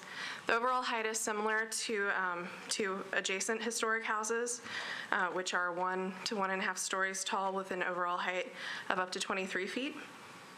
Here's the right side elevation and the left. Staff recommends that the horizontal window on the left side elevation either be revised or removed to meet historic proportions per the design guidelines. The applicant has agreed to this and has submitted a revised floor plan. However, we still need a revised left side elevation. And here is the rear elevation. These are context photos. The photo on the top left is the house to the left of the site, and then on the bottom is the house to the right of the site. Both are historic homes. In conclusion, staff recommends approval of the infill with conditions as set forth in the recommendation, finding that the request meets the design guidelines, and the applicant has agreed to those conditions, and I don't believe he is here. Any questions to Melissa? Okay, since the applicant's not here, public comment, anyone? We will close public hearing. Commissioners? I move for approval based on staff recommendations. Second. There's a second. I didn't second. She seconded. Duly noted. All in favor? Aye. Any opposed? None. So the motion carries. 1826 Wildwood Avenue. Actually, I think okay. But let me try that again. 3707 Catherine Street. All right, so 3707 Catherine Street. This is a request to construct a new single-family residence on Catherine Street. The site is a vacant lot that's being created from the rear of two existing lots that front Stratford Avenue. So here is a view of the subdivision. The two existing lots, and then kind of over to the right where it says stormwater easements, is Stratford Avenue. There are two lots that are roughly the same size facing that. The reason for the subdivision request, which doesn't actually create any additional lots, it just reconfigures the lot lines to address the stormwater and water line easements, is essentially because those easements make it difficult to construct on the existing vacant lot. So as a result, lot number 2, which is outlined in blue, is the result, and that's where the proposed infill is to be located. So the house, the subdivision includes a house that's currently fronting 1126 Stratford Avenue. This is a historic home. No changes are proposed to the historic home with this application. And you can kind of see here in the photo the existing, looks like a stormwater drainage ditch that is in one of those easements that's necessitating this lot line shift. So the plan before you, here's the site plan, meets the design guidelines for height, scale, setbacks and rhythm of spacing, materials, roof shape, orientation, and proportion and rhythm of openings. As proposed, the infill is oriented toward Catherine Street, with parking proposed from a curb cut to the left of the infill. The lot does not have access to an alley. As proposed, the structure is a single story and will have an average height of 20 feet from grade. This takes into account a cross slope on the site. It will also have an eave height of approximately 11 feet 10 inches at the front. The overall height is similar to the historic houses located at 1126 Stratford Avenue and 3703 Catherine Street, which is located just to the left of the site. Staff finds the overall height and scale to be appropriate for the proposed infill. So the building width proposed here is approximately 37 feet 4 inches wide at the front, back up a little bit. So on the site plan, the building width is shown as 37 feet 4 inches. The floor plan that was received with the application shows it at 36 feet. The applicant has confirmed that what's actually proposed is the 37 feet 4 inches. So staff is just asking that a revised floor plan that shows the accurate dimensions be submitted prior to a preservation permit being issued. The infill at 37 feet 4 inches wide at the front is a bit wider than other historic homes in the area, which range from 24 feet to 34 feet. However, this lot at 68 feet wide is wider than other lots in the immediate context. In addition, the proposed lot is not as deep as other lots in the area. and is even further truncated by one of those easements, a 20-foot wide easement, which will run along the rear property line. So for these reasons, staff finds that the proposed width is appropriate in this case. So here is the left side elevation, and then the right and the rear. And then context photos, the house to the left is 3703 Catherine Street, which is contributing, and then on the right, 1126 Stratford Avenue, which we looked at before, is also a contributing house. So in conclusion, staff recommends approval of the infill with conditions, finding that the request meets the design guidelines. Thank you, Melissa. Thank you. Applicant, please come forward if you would like.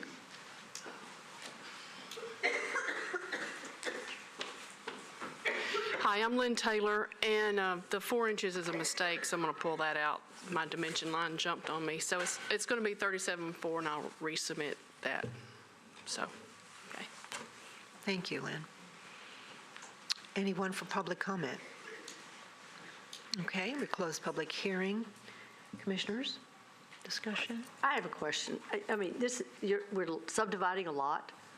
We're not voting on that subdivision correction. Does that go before the Planning Commission? The proposed subdivision has been approved by the Planning Commission. It's my understanding from planning staff that it has not yet been recorded, but it has been approved. So, and just to reiterate, in this case, they're just moving around lot lines to make a buildable area. It's not actually. I was just questioning because they don't usually approve L-shaped lots, and this is somewhat creating an L-shaped lot. I mean, I understand the conditions, but I thought that was unusual. Okay. Good point, Commissioner. Anyone else? I move to adopt staff recommendation. Second. There's a second. All in favor? Aye. Any opposed? There's none. The motion passes. 1826 Wildwood Avenue. Okay. All right. So this is a request to construct a new single-family residence on the rear of a lot facing Rosewood Avenue.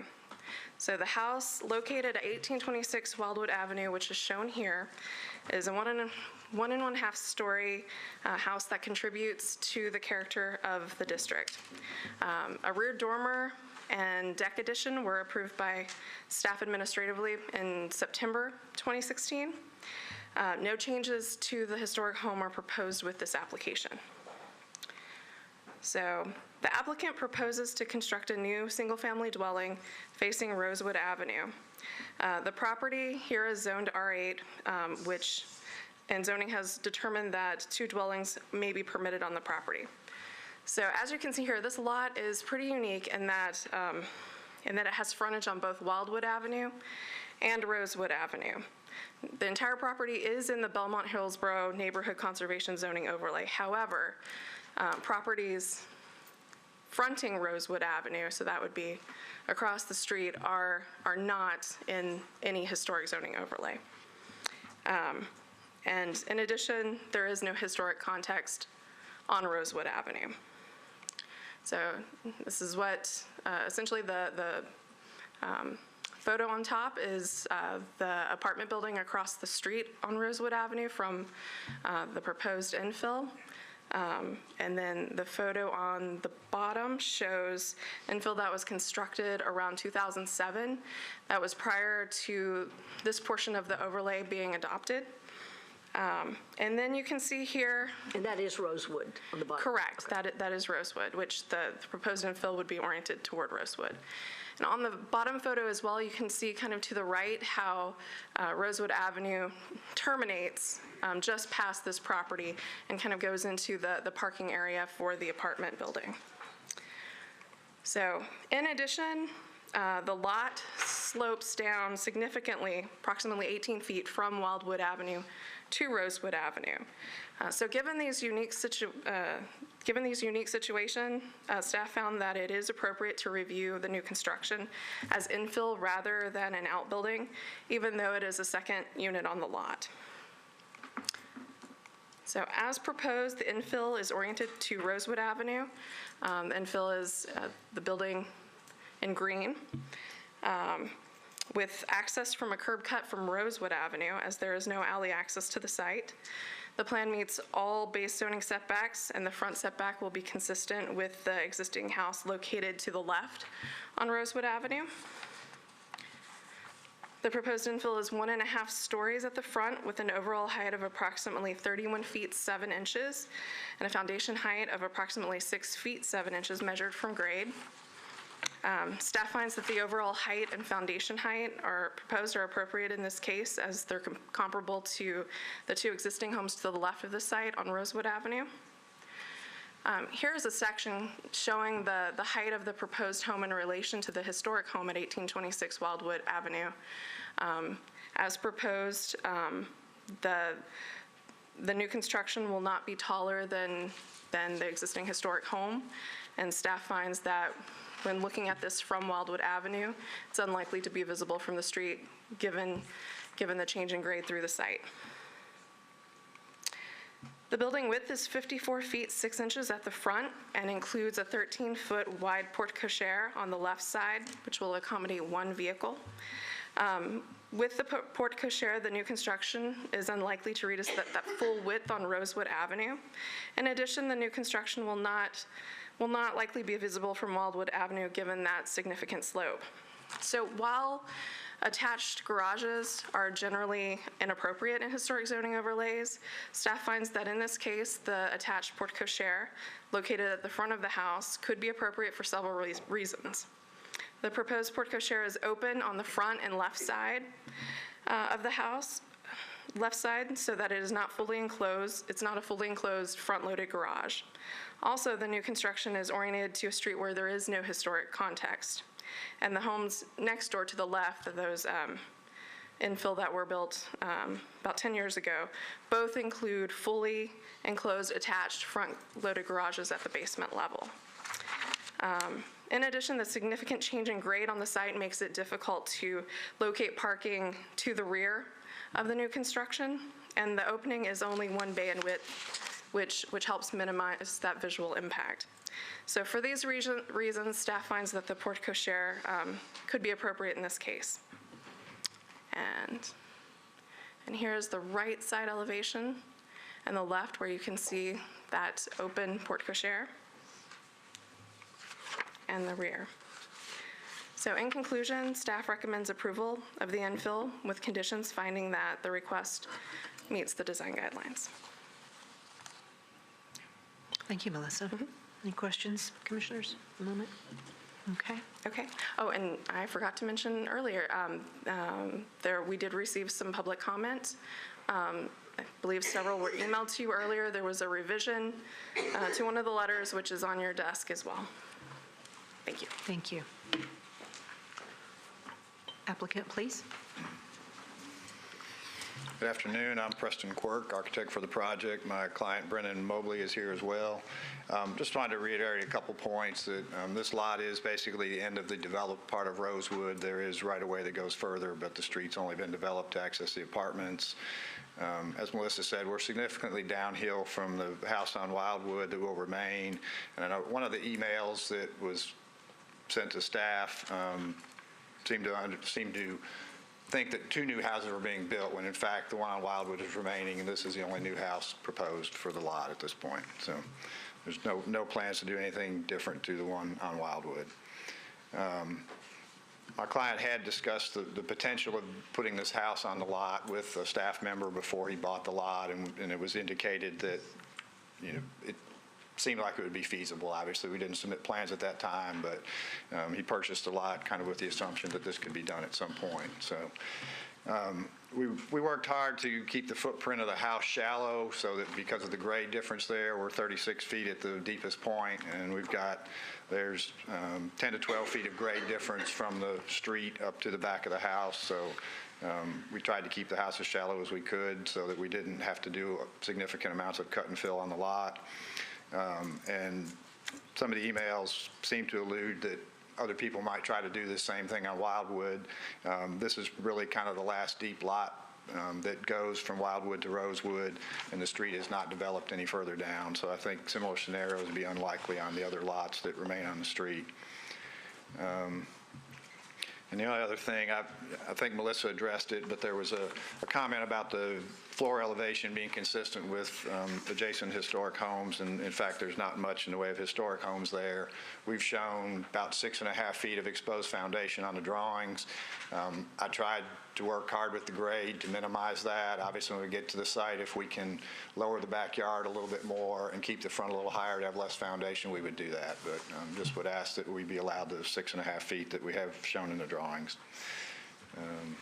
And Melissa commented that the staff felt that was appropriate. So that's all my comments. If there are any questions, I'll be happy to answer them. Any questions for the applicant?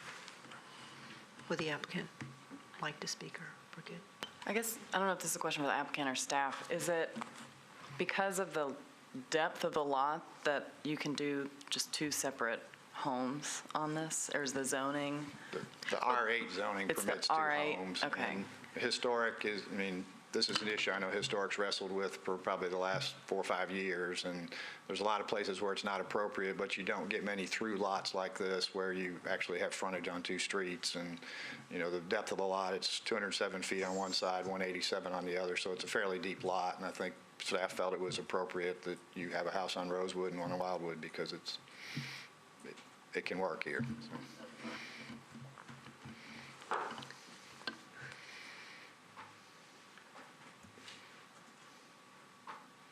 Commissioner? The pictures that we showed, I'll wait and ask that one after the public. Okay. Okay, thank you, Preston. Anyone from public comment? All right. Oh, we have one. While they're coming up here, the 2 houses at the bottom that we're seeing, those are going to be to the left of the proposed is further down this street. And what are those 2 from Wildwood? We don't. The backs of the other houses. Can you go to the aerial? Yeah, I see the aerial, but So those are the 2, so the ones on the right, those are the backs of the house you're seeing in the other picture. the picture that you saw were the backs of those 2. Those 2 developments are front-to-back duplexes, and what you're seeing is the unit on the rear fronting Rosewood. And so the pictures those are the rear of those 2 structures. The rear of the structures, but also the front of those do you units. have a view of those 2 structures from Wildwood? No, we did not include those since it doesn't provide to the immediate context. Sorry. Oh, thank you. My name is Rich Veliazad. I live at 1907 Wildwood, and it's across the street and just a little bit down, but I can clearly see the back of the house at 1826 Wildwood, and currently it's a wooded lot, and when this new structure comes in, it appears from the elevation drawing on the left side that the houses will be almost at parity as far as scale, especially with the 6-foot foundation. So I know that the project has been, they've worked hard to make it the foundation as low as possible, but I think that's the main contention that the neighbors have. And I think you have letters from Miss Shelton, who lives at 1830. She wasn't able to be here today, and that's why I'm speaking, but our main concern is just that the neighbors will be able to see the structure, and it will be kind of looming over the lot back there, and I too will be able to see it from my house. So I guess in conclusion, just wrapping it up, we weren't concerned that there's 2 houses going to be built, but we were concerned that this dwelling is actually on a lot that is totally under the overlay, and we were concerned about the legality of having 2 structures that are under the overlay, even though it's R8 zoning. So if you could address that, whether it's approvable by codes and whether it's actually legal to have this. Thanks. Do you want me to comment to that, or would you like to comment on that? It's base zoning, so you. Right, it's zoned R8, so 2 lots, or 2 homes are permitted on the lot because of the base zoning. Meaning our commission doesn't have purview over zoning. Does that clarify? Okay, I just wanted to make sure. All right, any other comments? All right, close public hearing, commissioners. You know, I've read the communication from the neighbors and all the documents that have been distributed with this, and actually, I think it's a pretty good solution for this lot, given that the base zoning allows for 2 houses, for the scale of this next house to be compatible with what's existing, with the existing house not being added on to, and to see this come in. I think that the staff recommendations and the proposal as presented is appropriate. So I would move for approval. There's a motion. Second. There's a second. Duly noted. All in favor? Aye. Any opposed? There's no opposition. Commissioner? No, I'm looking at a picture. Okay, no opposition. The motion passes for 1826 Wildwood.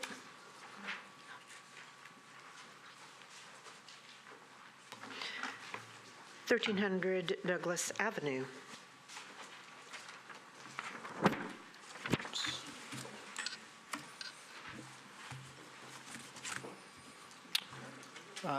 This here shows 1300 Douglas Avenue. It is a large corner lot where there was a non-contributing building that was recently approved for demolition. It was just a one-story ranch, much more recent than the historic context of the neighborhood. In the immediate vicinity of this large lot on Douglas, just over on the other end of this block, are a number of other large lots with some 2-story houses, and the other corners of that intersection are also large lots with wide 1-story houses or 1.5-story houses. And so that's the context. The proposal today is to construct a new duplex with side-by-side units sharing a center wall. This is kind of looking at the floor plan on the side. The front is to the left. The width of the building as proposed would be 36 feet for the primary mass of the building, with sections toward the middle stepping out 2 feet on each side for a total width of 40 feet. And the building would be 2 stories tall, with a total height from grade to the peak of the roof to be 32 feet 6 inches. And then the depth of the building is a total of 76 feet from front to back, but that includes a 1-story front porch and roughly a third of the building to the rear, which would also be just a 1-story component. All these sort of the height, width, depth, all taken into consideration. Staff felt that this scale corresponded pretty compatibly to the surrounding context. At least the height is consistent with the height of some of the 2-story or 2.5-story buildings in the area, and the width is comparable to the width of some of the larger 1.5-story houses in the area.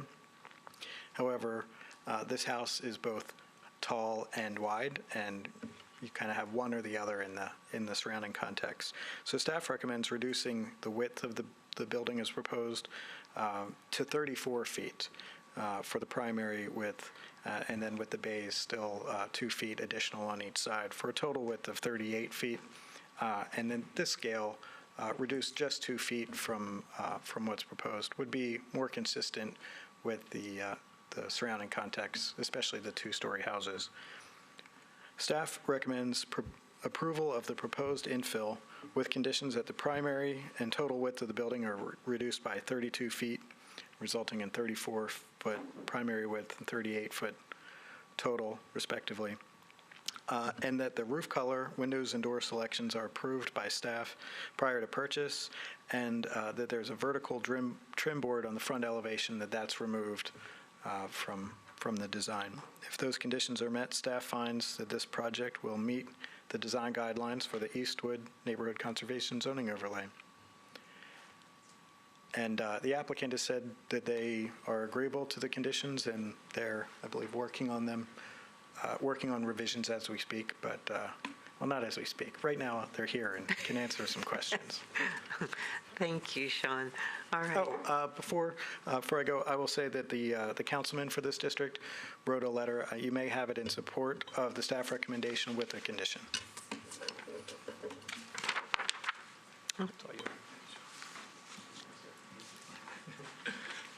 Will Jenner with Jenner Design, the architect on the project. We have no objections with the staff recommendation. Very good. Thank you so much, applicant. Any public comment? Okay, close public hearing. Commissioners, is there a motion? Questions? Go ahead. Discussion?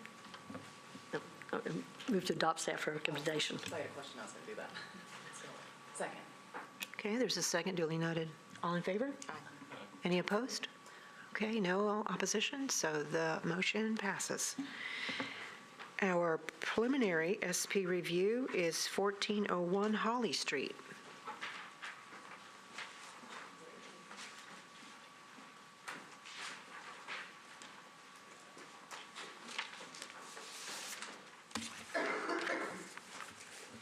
Can you just clarify when we say preliminary SP review, because again, we have some just clarification.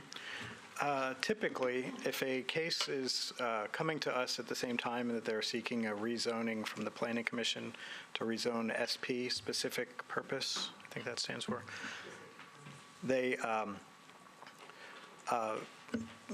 to make sure things go smoothly and not get approved by one board and not another, they come to this board first for approval of massing. Not so much the details and materials usually. And then once the massing and basic footprint are approved, or building locations, I should say, then it'll go to the Planning Commission with that massing in mind and to determine if that meets the land use policy.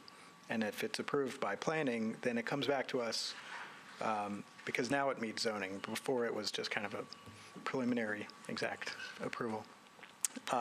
And then it'll come back to us for the final details and windows and doors and things like that. Okay.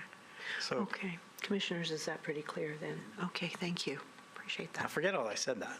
Because while this is a preliminary approval, they actually have already designed the buildings. I guess they just took their chances. A lot of times people don't want to go to the expense and time of drawing the fully detailed drawings before they know that it's going to be approved, but I guess they're confident, so here they are. But there's a condition that relates to that I'll get to in my presentation. So here at the corner of Holly and South 14th Street is the site of the Holly Street Daycare. It comprises currently 3 buildings on 2 lots. And what they're proposing to do with the planning department, and of course to us as well, is to combine the 2 lots into one. Correct? No, correct me if I say something incorrect. Combine the lots into one, and then also they're seeking SP rezoning, which would be required to expand the degree of nonconformity of the use, because this is zoned a mixture of commercial and residential across the properties that are owned by the same owner. So they're seeking SP essentially to legitimize or legalize what has been operating there for many years, but also for the expansion. And it probably just cleans things up since it's zoned R8 or R6 residential now currently. The 3 buildings on the lot include a non-contributing building that is a red schoolhouse type building. Originally that was a concrete block greenhouse or florist store. It's been converted and altered to look like a schoolhouse. That faces South 14th Street, and then there are 2 historic houses that face Holly Street. The proposal for the Historic Zoning Commission to review is an addition to the non-contributing building. There's no work currently proposed to either of the historic houses or the historic buildings. There's another picture of the non-contributing building that they're proposing to enlarge with a rear addition. And there's a picture of the building from the rear where the addition will connect. You can see in that picture that basically an additional story from the front, it's a one-story building. At the rear, another story is gained because the grade drops pretty significantly just as you come towards where the photo was taken off of South 14th Street. The site plan shown here is oriented, I rotated it from the one I showed previously. Here, the Holly Street is on the right, and the two historic houses are sort of the top and bottom of the screen. And South 14th on the bottom with the red schoolhouse and the addition on above. And you can see that the proposed addition, the footprint of the proposed addition is approximately the same width as the existing non-contributing building, but it's shifted 15 feet off to the right. So it will sit outside of the silhouette of the building, but again, it's a non-contributing building, and staff found that there wasn't necessarily a need for an addition to a non-contributing building to hide or be obscured. Here are the side elevations of the proposed addition to the non-contributing building. The top image is the side that faces the alley that would run between Woodland Street and Holly Street. This side, you can see the additional story that's gained in the basement is continued through the addition, and the roof height of the addition roughly is the same as, more or less, nearly the same as that of the existing building. It may be a few inches taller. And there's also, you see there, an elevator overrun pyramid element that would be taller than the existing building, but the existing building is non-contributing. This is on the elevation facing the alley, and also it's on the side of the building, the addition that's stepped in from the building, so it won't be all that visible, and staff finds that that additional height is not problematic, or at least not in conflict with the guidelines. The bottom image there is the other side elevation that faces Holly Street, but it's actually about 110 feet set away from Holly Street. It's behind the two historic houses, which are outlined in a dashed line there in silhouette, so you can see how they compare. But again, this building is set back pretty far from those buildings and from the street. And staff found also that because of the distance that the addition is set off of Holly Street, because it connects to a non-contributing building, staff found that the scale of this building, of the addition to this building, was compatible and met the design guidelines. Also, these elevations, you can see that the roof form and the massing of the building is broken up with different layers of articulation in the walls. The window proportion is fairly compatible with what you'd expect to see in the historic houses in the area, which also helped to make the scale of the addition read as something compatible with the surrounding context. Here at top is the rear elevation, and below that is a section of the front of the addition, but much of that would actually be obscured by the non-contributing building that's in front of it. And I'll just go back to the site plan to conclude and summarize. Staff recommends approval of the application to a non-contributing building, finding it to meet the design guidelines or to be compatible in scale, with conditions that the applicant should return to the Historic Zoning Commission for approval if there are any changes required by the process through the Planning Commission, or if the SP zoning from the Planning Commission is not approved. And also staff shall approve brick, metal roof colors, the window and door selections, and any other masonry and paving materials prior to any purchase or installation. And with those conditions met, staff finds that this project meets the applicable sections of the Lockland Springs Neighborhood Conservation Overlay Design Guidelines. I was thinking about asking a question, but I'm not sure. Because we have contributing buildings, say this is, we don't have purview over use, and if it ever changed in the future, you've got contributing buildings, right? So that, right, those two older ones, the existing buildings there are contributing, correct? They are, yes. Correct. So in a future time, because as we think about things that can be removed, if there was a time, then if that owner ever decided to sell that, then would that still be an appropriate SP kind of? I don't know if I can speak to the appropriateness of any future changes to the use. I will say that staff, given the rhythm of existing buildings on Holly Street, the most appropriate thing to happen in this location would be for an infill structure to be built between those two houses in the vacant space between, which would be 1403 Holly Street. And actually, that's what the applicants first came in and discussed doing. But then at some point, they discovered that there was a combination sewer stormwater line running through diagonally across the property. So while everybody, staff and the applicants sort of wanted to do infill, or wanted there to be infill on that vacant spot, it's not possible and would likely never happen. And that's largely what drove them towards the rear addition on a non-contributing building. So Sean, in this picture, it would be the dotted line? It is, yes. So that's the easement? Mm-hmm. So you can't build over that unless you abandon it? Right. Yeah, I mean, Okay. Nashville's working on Okay. cleaning up their I think where combination my lines. point was is because these are contributing buildings, you're not going to be able to take these down. There'll be Correct. some revision of it. So I just want to be sure we get that clarity of an SP and how this moves through in a possible time in the future. Yes, to these will still preserve be those contributing buildings, and the Yes. overlay would still apply. Yes, to preserve those Yes. historical buildings. Thank you. Certainly.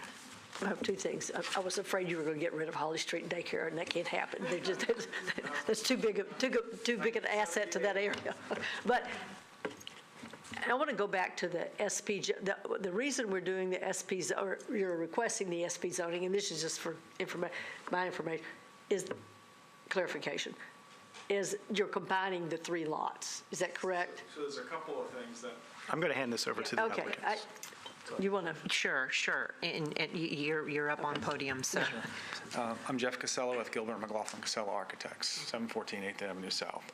So there's a number of items that are driving the SP approach to this.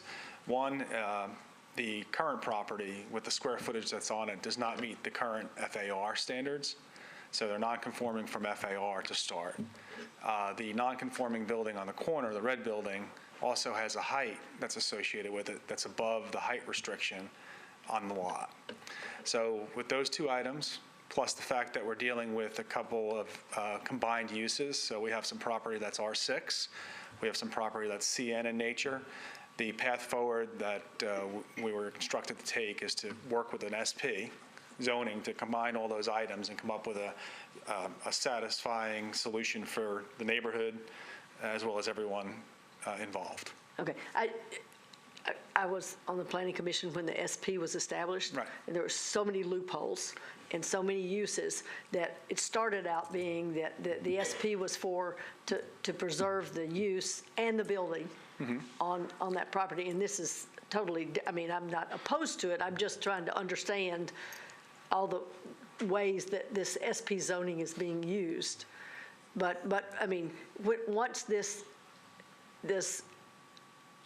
these three lots are combined under the SP zoning, does the underlying zoning still exist? No, Okay, it will completely change to an SP for the lot in question, or the lots. all three lots as combined, okay. All right, okay. so if they wanted to do something in the future, they'd have to come back and modify the SP. Okay, And move through the okay, process again. How many kids are we going to have over there now? It's a lot. So they serve about 120 now, and we're hoping to move some off-site services to the property and then increase to about 180. Wow. So That's- it'll be, it's much that's needed. It's exciting. Yeah. Okay, sorry. Did all you I- have any other comment? No, we're here for questions. Any Okay. questions you have, we'll answer. Commissioners, do you have any other questions for the applicant? Yeah, it's a very nice project for the community. You have a letter from the councilman on this as well. Sort of in a nutshell, he's supportive of the process. Project. I have another strange question, is, you can't have a bar within a certain amount of a church. There's nothing that says that a child care center or a bar can't be that place. Ironically, I advised the Planning Commission and the Beer Board, so weirdly, I know the answer to some of these questions. A bar cannot be 100 feet from a church, school, or playground, but they can get a variance at the council for certain things. So I don't know if Well, there there's may one be- within there may 100 be feet. 100 feet between the end of the bar property and the actual playground of this. But it depends which one is there first. So if the bar was already there, I mean, they're there as a right. So if a daycare is expanding and getting closer than 100 feet, they're kind of inserting themselves into that. Okay. I think the child's care was there first. Okay, okay. That is just sort of interesting. Has that been, I mean, you said you've brought up those questions. Have they been answered? Oh, no, I haven't brought those up. I just advise the Beer Board. So when a new bar is coming in, they have to be within a certain number of Okay. feet 100 feet of the playground? of a church, school, or playground. Okay. And this would- this would probably be considered a school. Oh, okay. All right, okay. All right. Applicant, is there anything on recommendation from the staff? Are you good with that? We're agreeable. So everything We're is agreeable to agreeable. meeting those conditions. Very good, thank you. Anyone from public comment? Any other comments? All right. All right, close public hearing. I move for approval based on staff recommendations. Motion? Any opposed? None. And so that means that the motion passes. Okay. Is there any other business, Robin? Okay. While you're looking, just want to have just a public acknowledge of the staff. And staff, thank you so much for your work. And, there's lots of hours and the details that you put into these recommendations. And as commissioners, we really appreciate that. And it's so good to read that. And sometimes it's very, confusing sometimes. But thank you again for your work. I appreciate it. We just wanted to take a little opportunity to remind you about the Old House Fair coming up on March 4th. It's from 9 to 3. It's free. There will be exhibitors there that people can come in and talk to. So if anyone has a specific project they're planning, they can come in and talk to people and learn the best way to get started. There will be different presentations. One of our applicants today will be presenting. We'll have sessions on how to hire an architect, how to hire a contractor, how to fund a rehab, how to use the 203K loan, and other presentations. They're all on our website, oldhousefair.org.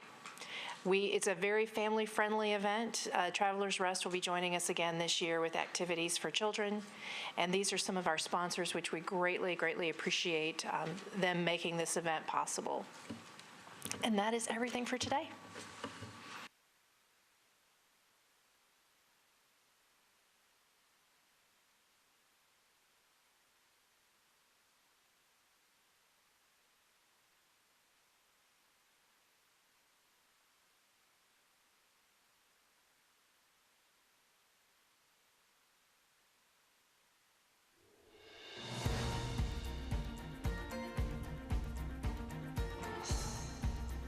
This has been a service of the Metro Nashville Network. If you would like to see this presentation again, or for more information about this and other programs, visit nashville.gov.